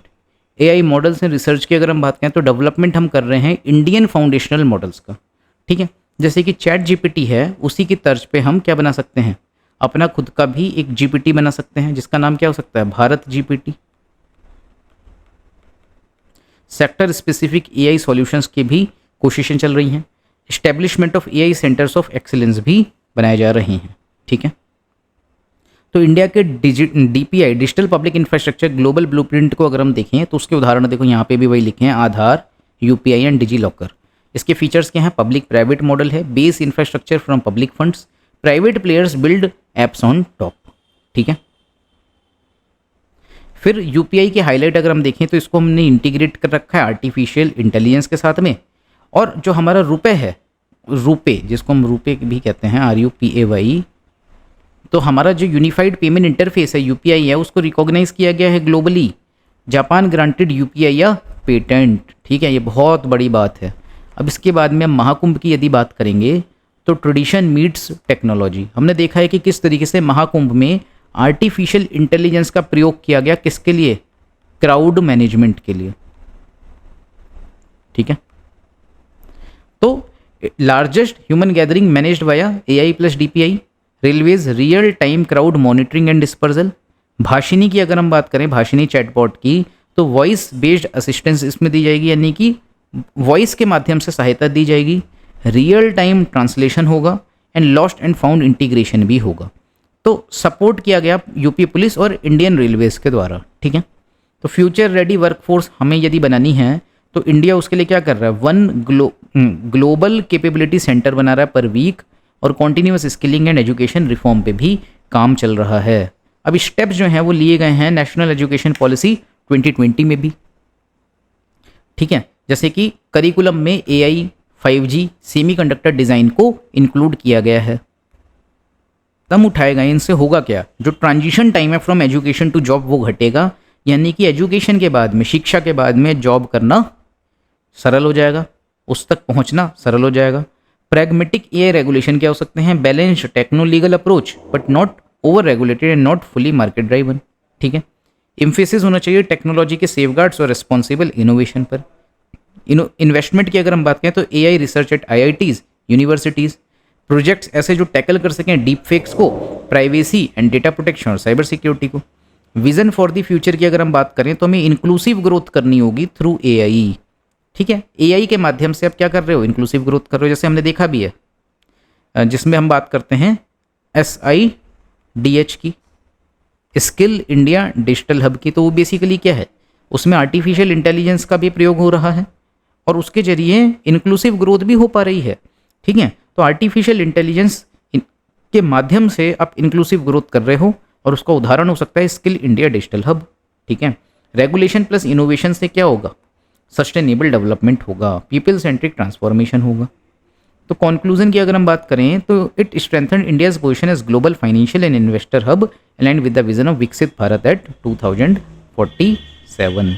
ठीक है, तो जो डिजिटल पाथ है वो कितना कारगर हो सकता है इंडिया को विकसित भारत बनाने के लिए 2047 तक, और इंडिया की पोजीशन ग्लोबल फाइनेंशियल हब में या इन्वेस्टमेंट हब में बेहतर करने के लिए।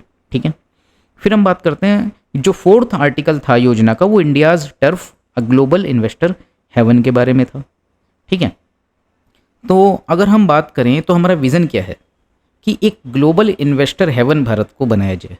जैसे कि टैक्स हेवन कंट्रीज़ होती हैं, तो टैक्स हेवन कंट्रीज़ में क्या होता है, इंडस्ट्रीज़ इसलिए जाना चाहती हैं ताकि अपने टैक्स को बचाया जा सके। इसी तरीके से इन्वेस्टर हेवन का क्या मतलब होगा, एक ऐसा देश जहाँ पे ज़्यादा से ज़्यादा लोग इन्वेस्टमेंट करने के लिए आएंगे, चाहेंगे कि भाई यहाँ पे निवेश करना है, इन्वेस्ट करना सबसे बेहतर है, क्योंकि we will get the good what returns. ठीक है, तो अब विजन क्या है, from cash strapped to thriving economy. ठीक है, फोकस क्या होगा, ईज ऑफ डूइंग बिजनेस को बेहतर करना, रोबस्ट इन्वेस्टमेंट क्लाइमेट बनाना, ग्लोबल कॉम्पिटिटिवनेस में अच्छा परफॉर्म करना। तो हमें ग्लोबल रिकॉग्निशन मिलनी चाहिए for economic growth, technological advancement and contribution to global stability. अब जो विकसित भारत बनेगा 2047 में, उसका लक्ष्य क्या होगा, to make India an indispensable global force, transformation driven by domestic solutions over imports, local manufacturing, IP rights protection, fair royalty systems. ठीक है, तो लोकल मैन्युफैक्चरिंग की अगर हम बात करें तो ये बेसिकली जो हमारा आत्मनिर्भर भारत का कंपोनेंट है वो हमें यहाँ देखने को मिल रहा है। ठीक है,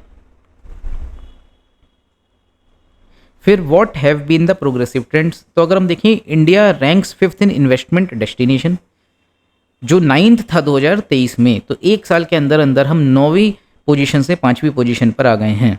ठीक है, इंडिया की जो सीईओ इनसाइट्स हैं, 86% CEOs expect economic improvement, 30% rise in optimism, expect India to be 3rd largest economy by 2030। ऐसी बातें हम करते ही हैं। ठीक है, growth driven by tech innovation, specially generative AI.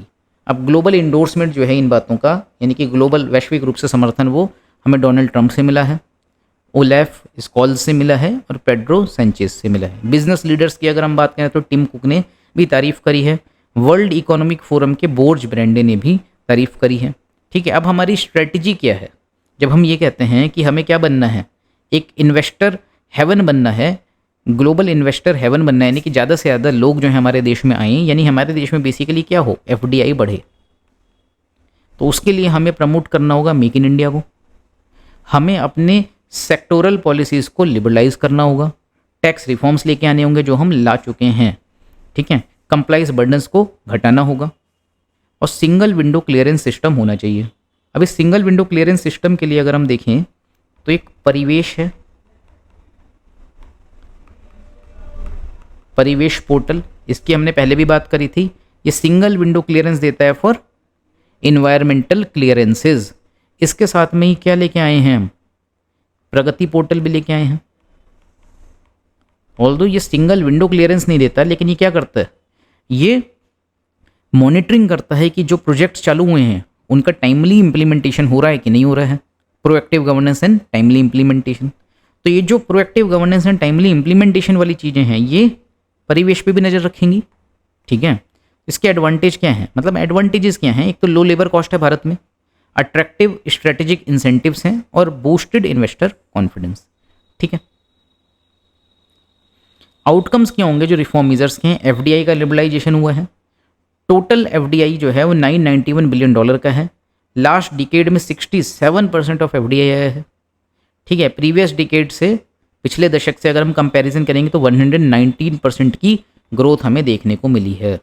ठीक है, 2004 से 2014 तक $98 बिलियन की मैन्युफैक्चरिंग एफडीआई थी, और वो बढ़ के अब कितनी हो चुकी है, $165 बिलियन की हो चुकी है। तो ये जो राइज है आप देख सकते हो कितना ज़्यादा बड़ा है।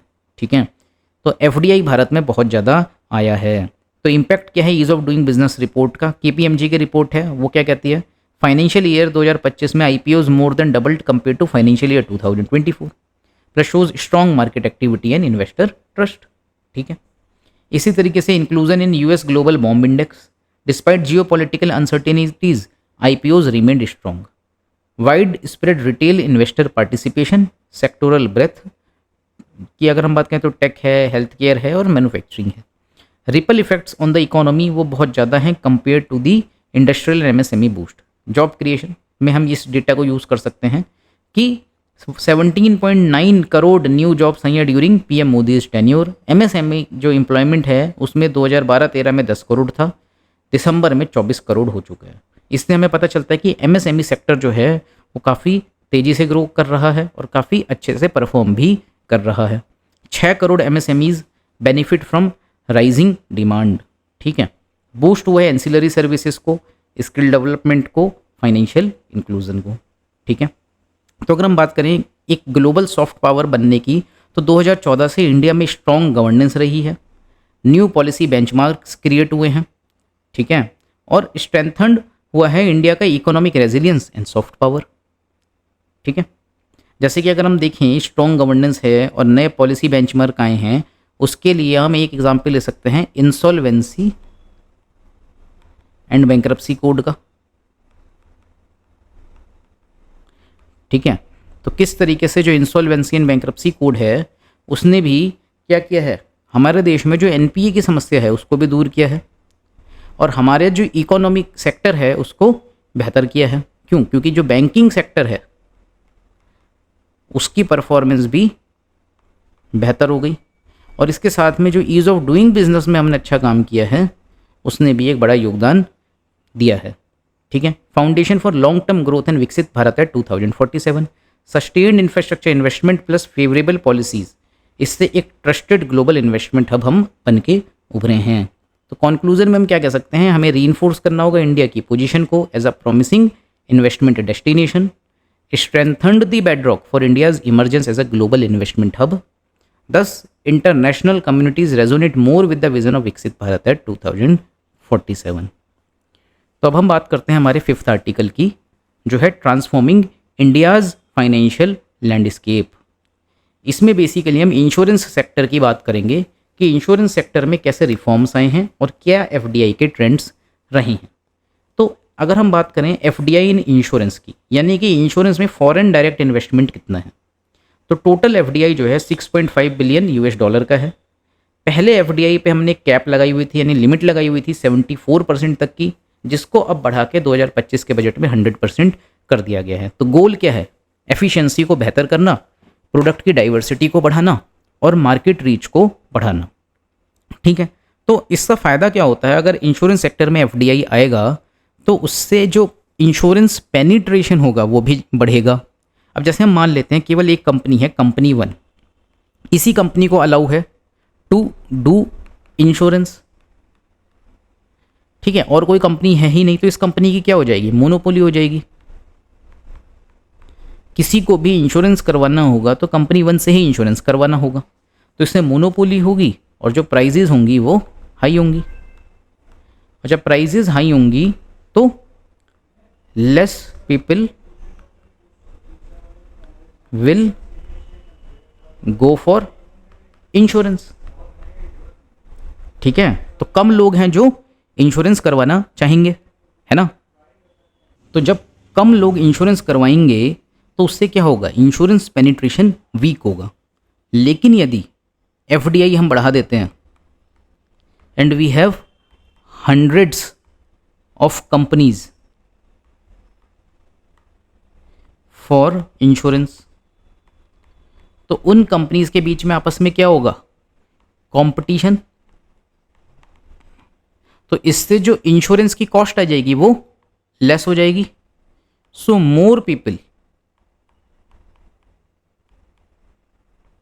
विल गो फॉर इंश्योरेंस, तो इससे क्या होगा, इंश्योरेंस पेनिट्रेशन बढ़ जाएगा। ठीक है, तो इसी वजह से FDI के सेक्टर में यदि इंश्योरेंस हो रहा है और FDI आ रहा है, मतलब कि इंश्योरेंस के सेक्टर में यदि FDI आ रहा है तो it is a good sign.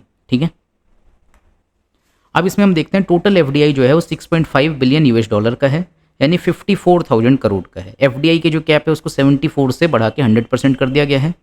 गोल क्या है? बूस्ट करना एफिशिएंसी को, प्रोडक्ट डाइवर्सिटी को और मार्केट रीच को, और alliance with the IRDAI's insurance for all by 2047, support करेगा $10 ट्रिलियन इकोनॉमी विजन बाय 2047। ठीक है, तो हमको याद रखना है कि 2047 तक हमको $10 ट्रिलियन की इकोनॉमी बनना है। इंश्योरेंस का पेनिट्रेशन अभी मात्र 3.7% है भारत में, ग्लोबल एवरेज 7%। तो आप देख सकते हो कि भारत में जो इंश्योरेंस है वो बहुत कम लोग करवाते हैं। FDI reform expected to improve the coverage specially in the rural and semi urban areas. इसके पीछे का मैंने कारण अभी आपको ऊपर ही समझाया है कि भाई एफडीआई के आने से क्यों ऐसा होगा। फिर हम बात करते हैं टेक्नोलॉजी की, प्रोडक्ट्स की और डिस्ट्रीब्यूशन की। तो full foreign ownership will drive tech driven operations, distribution network expansion, access to underserved markets. ठीक है, foreign players bring advance technology to support digitalisation. भाई जब कोई फॉरेन प्लेयर आएगा तो अपने साथ में वो एक नई टेक्नोलॉजी भी लेके आएगा, तो उससे डिजिटलाइजेशन बेहतर होगा, फ्रॉड डिटेक्शन भी बेहतर होगा और कस्टमर सर्विस भी बेहतर होगी। ठीक है, तो मार्केट ट्रेंड्स एंड रिपोर्ट्स की यदि हम बात करें तो मार्केट ग्रोथ का फोरकास्ट अगर हम करते हैं तो $222 का इंश्योरेंस मार्केट है बाई 2026। लाइफ इंश्योरेंस काउंसिल की अगर हम बात करें तो उसका भी ये डेटा है, आप एक बार देख सकते हो। एम्प्लॉयमेंट पोटेंशियल की अगर हम बात करें तो projected 3 million plus direct and indirect jobs by 2030। Insurers boost capital markets. ठीक है, इंश्योरेंस सेक्टर के इंपैक्ट एरियाज क्या होंगे? Infrastructure financing, insurers to contribute more to pensions, annuities, infra financing, modernisation होगा, आर्टिफिशियल इंटेलिजेंस और स्किलिंग का। 500 crore allocated for AI centre of excellence in education. 5 national centre for skilling in AI robotics cyber security में बनाए गए हैं। AI improve कर सकता है अंडर राइटिंग एक्यूरेसी को, फ्रॉड डिटेक्शन को, चैटबॉट्स को, personalised policy advisory and predictive analytics for custom plan. तो आप देखो हम कर क्या रहे हैं, जो इंश्योरेंस सेक्टर है उसको भी आर्टिफिशियल इंटेलिजेंस से जोड़ रहे हैं और बता रहे हैं कि उससे होगा क्या, जो फ्रॉड डिटेक्शन होगा वो कैसे बेहतर होगा। चैट बॉट्स हो सकता है, जैसे इंश्योरेंस सेक्टर में भी अगर कोई व्यक्ति है, जैसे बहुत सारी कंपनीज हैं, कंपनी 1, कंपनी 2, कंपनी 3, इस तरीके से कंपनी 10 तक हैं। अब मैं एक कस्टमर हूँ, ठीक है, अब मुझे क्या करना है, इनके इंश्योरेंस प्लान्स को जानना है। तो अब मैं इनसे जब बात करूँगा मैसेज पे ऑनलाइन, तो चैट बॉट जो होंगे उसमें बेसिकली आजकल आर्टिफिशियल इंटेलिजेंस के माध्यम से जो कंप्यूटर होता है वही काफ़ी सारे जवाब दे देता है।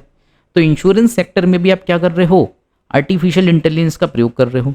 ठीक है, आपको जो एडवाइजरी दी जा सकती है, एडवाइस दी जा सकती है, वो पर्सनलाइज्ड हो सकती है, पर्सनलाइज्ड पॉलिसी हो सकती है। ठीक है, तो जीएसटी रिफॉर्म्स की भी आवश्यकता है। करंट जीएसटी जो है इंश्योरेंस प्रोडक्ट्स पे वो 18% है। Propose reduction for affordability specially for low income groups. ठीक है, तो ये पॉइंट बहुत इंपॉर्टेंट हो जाता है कि भाई आज के टाइम में जो जीएसटी है इंश्योरेंस प्रोडक्ट्स पे वो 18% है, उसको भी घटाने की आवश्यकता है। ठीक है, इंडिया पोस्ट पेमेंट बैंक ये फाइनेंशियल इंक्लूजन का एक टूल है। ठीक है, तो इसको अब हम समझ लेते हैं कि इसमें होता क्या है, इंडिया पोस्ट पेमेंट बैंक क्या है। देखो हमारे देश में बहुत सारे जो एरियाज़ हैं वो रूरल एरियाज़ हैं, जहाँ पे हमें नॉर्मल बैंक की ब्रांचेस देखने को नहीं मिलती है, लेकिन हमें ये देखने को मिलता है कि जो पोस्ट ऑफिसेज हैं उनका जो पेनिट्रेशन है वो बहुत अच्छा है कंपेयर टू दी बैंक्स। तो हम क्या कर सकते हैं, जो पोस्ट ऑफिसेज हैं उनको क्या कर सकते हैं, उनके अंदर एक बैंक चला सकते हैं,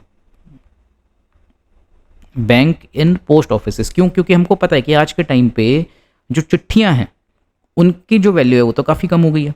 ठीक है, तो हमारे पास में जो डाकिया होता है जिसको हम पोस्टमैन कहते हैं, पोस्टमैन या फिर डाकिया, तो वो क्या कर सकते हैं, वो बेसिकली बैंकिंग का काम आसान कर सकते हैं उन लोगों के जो गांवों में रहते हैं। ठीक है, तो वही बैंकिंग फैसिलिटीज़ उनको अवेलेबल करवा देंगे। जैसे कि मान लो एक व्यक्ति है रवि, वो एक गांव में रहता है और उसके यहाँ पर बैंकिंग फैसिलिटी नहीं है, तो ये जो पोस्टमैन होगा उसके यहाँ पे पोस्ट ऑफिस है रवि के यहाँ पर, उस पोस्ट ऑफिस में एक पोस्टमैन है। तो ये पोस्टमैन क्या करेगा, क्योंकि ये पोस्ट ऑफिस भी अब इंडिया पोस्ट पेमेंट बैंक के अंतर्गत एक बैंक का काम भी करता है। तो ये पोस्टमैन क्या करेगा, इस रवि की मदद करेगा। इसका बैंक में इसके मोबाइल एंड आधार के माध्यम से, बैंक में मोबाइल एंड आधार के माध्यम से इसका खाता खुलवा देगा। ठीक है, तो 2 लाख से ज़्यादा पोस्टमैन हैं और क्या हैं, ग्राम डाक सेवक हैं, ग्रामीण डाक सेवक हैं जो बैंकिंग सर्विसेज को प्रोवाइड कर रही हैं। नेटवर्क क्या 1.36 लाख पोस्ट ऑफिसेज हैं। आरबीआई का एफआई इंडेक्स बहुत ज़्यादा है, इज़ वेरी ग्रेटर देन 2021। तो India post payment bank customer base, इसमें कौन लोग आते हैं, सीनियर्स आते हैं, फार्मर्स आते हैं, डेली वेज वर्कर्स आते हैं, होम मेकर्स आते हैं और स्टूडेंट्स आते हैं। सीनियर्स यानी वो बूढ़े लोग हैं जो इतने सक्षम नहीं है कि वो बैंक में जा पाएँ, किसान हैं जिनको समय नहीं मिलता, डेली वेज वर्कर्स को भी समय नहीं मिलता, और होम मेकर्स यानी कि वे गृहिणियाँ हैं जो बाहर बैंकों में उनके दूर होने के कारण नहीं जा पाती हैं। तो इंडिया पोस्ट पेमेंट बैंक क्या कर रहा है, बैंक की सुविधा को आपके घर पे ही उपलब्ध करवा रहा है। ठीक है, तो इंडिया पोस्ट पेमेंट बैंक का 1 हेडक्वार्टर है प्लस 649 बैंकिंग आउटलेट्स हैं और 22,251 head sub post offices as service points हैं। ठीक है, फिर हम बात करते हैं इंफ्रास्ट्रक्चर फाइनेंसिंग रिफॉर्म्स की। तो नैब फिड की अगर हम बात करें, national bank for finance and infrastructure development, ये partial credit enhancement facility provide करता है। ठीक है, तो इसके तहत क्या होता है, पार्शियल क्रेडिट इन्हेंसमेंट फैसिलिटी के तहत यदि कोई लोन लेता है, ठीक है, तो उसके लोन की पार्शियल गारंटी जो होगी वो कौन उठाएगा, नैब फिड, national bank for finance and infrastructure development उसके लोन की पार्शियल गारंटी उठा लेगा। तो इसके माध्यम से होगा क्या, जो व्यक्ति लोन ले रहा है इसकी जो क्रेडिट रेटिंग होगी वो कैसी हो जाएगी, बेहतर हो जाएगी। ठीक है, तो इसका पर्पस क्या, बूस्ट करना इंफ्रास्ट्रक्चर बॉन्ड क्रेडिट रेटिंग को। Loans approved ₹1.3 lakh crore. ठीक है, 75% जो एलोकेशन है वो रोड्स के लिए हुआ है, एनर्जी के लिए, रिन्यूएबल्स के लिए हुआ है। ठीक है, इसको आप एक बार देख सकते हो इस डेटा को। अब इसके बेनिफिट्स क्या होंगे, lower capital cost for infrastructure developers, improves bond credit worthiness, attracts long term institutional investors, help develop India's corporate bond market. तो आई होप आपको ये समझ में आया होगा कि इसमें हो क्या रहा है। एक बार मैं फिर से बता देता हूँ, जैसे कि हम बात कर रहे हैं lower capital cost for infrastructure developers. अब कुछ लोग हैं जो इंफ्रास्ट्रक्चर को डेवलप करते हैं, ठीक है, इनको लोन की आवश्यकता थी। इन्होंने बेसिकली करा क्या है, अपने बॉन्ड जारी किए हैं, अपने बॉन्ड जारी किए हैं। तो कुछ लोगों ने इनके बॉन्ड्स को क्या कर लिया, परचेस कर लिया। ठीक है, अब ये जो इंफ्रास्ट्रक्चर डेवलपर है जब ये काम कंप्लीट कर लेगा और इसको प्रॉफिट होगा, तब जिन लोगों ने बॉन्ड परचेज किए हैं उनको क्या देगा, ये रिटर्न करेगा पैसा। ठीक है, लेकिन अब इसकी जो क्रेडिबिलिटी है इंफ्रास्ट्रक्चर डेवलपर की, उस पर कुछ लोगों को डाउट हो सकता है कि वेदर हम इसको क्या करें, इसके बॉन्ड को खरीदें या ना खरीदें। तो अब अगर लोग इसके बॉन्ड को नहीं खरीदेंगे तब इसको क्या करना पड़ेगा, एक अट्रैक्टिव ऑफर रखना पड़ेगा कस्टमर्स के सामने कि भाई अगर तुम मुझे 100 रुपये दोगे तो मैं तुमको, पहले ये कह रहा था मैं 120 रुपये वापस करूँगा, लेकिन इसने देखा कि भाई लोग इसके बॉन्ड परचेज ही नहीं कर रहे, तो इसने क्या कहा सेलर ने कि मैं तुम्हें 150 रुपये वापस करूँगा। ठीक है, तो इसको क्या कहते हैं, क्योंकि रिस्की है बॉन्ड खरीदना, तो इस वजह से जो परचेजर है उसको ये हाई प्राइस रीपे करेगा। लेकिन यदि नैब फिड एक पार्शियल क्रेडिट इन्हेंसमेंट का काम करता है और वो ये कहता है कि भाई अगर ये जो बॉन्ड इशू करने वाला है इसने यदि डिफ़ॉल्ट किया तो इतना % पैसा आपका हम आपको रिटर्न कर देंगे, तो इसकी जो बॉन्ड सेलर है इसकी जो क्रेडिबिलिटी है वो बढ़ जाएगी, और जब इसकी क्रेडिबिलिटी बढ़ जाएगी तब इसको बहुत ज़्यादा अट्रैक्टिव ऑफर देने की ज़रूरत नहीं पड़ेगी। तो इससे क्या होगा, इसकी देखो लोअर कैपिटल कॉस्ट आएगी इंफ्रास्ट्रक्चर को डेवलप करने के लिए। क्यों, क्योंकि भाई ये उधार लेके ही तो इंफ्रास्ट्रक्चर बना रहा है। जितना महंगा ये बॉन्ड बेचेगा, मतलब कि जितना इसको रिटर्न देना पड़ेगा बॉन्ड पे जितना ज़्यादा, उतनी इसकी कैपिटल कॉस्ट बढ़ जाएगी। तो अगर पार्शियल क्रेडिट इन्हेंसमेंट फैसिलिटी आ जाती है नैब फिड के माध्यम से, तो होगा क्या कि इसकी जो कैपिटल कॉस्ट है वो घटेगी, बॉन्ड की क्रेडिट वर्दीनेस बढ़ेगी और ज़्यादा से ज़्यादा लोग इसके बॉन्ड में निवेश करना चाहेंगे, और इंडिया के कॉरपोरेट बॉन्ड मार्केट भी इससे बेहतर होगा।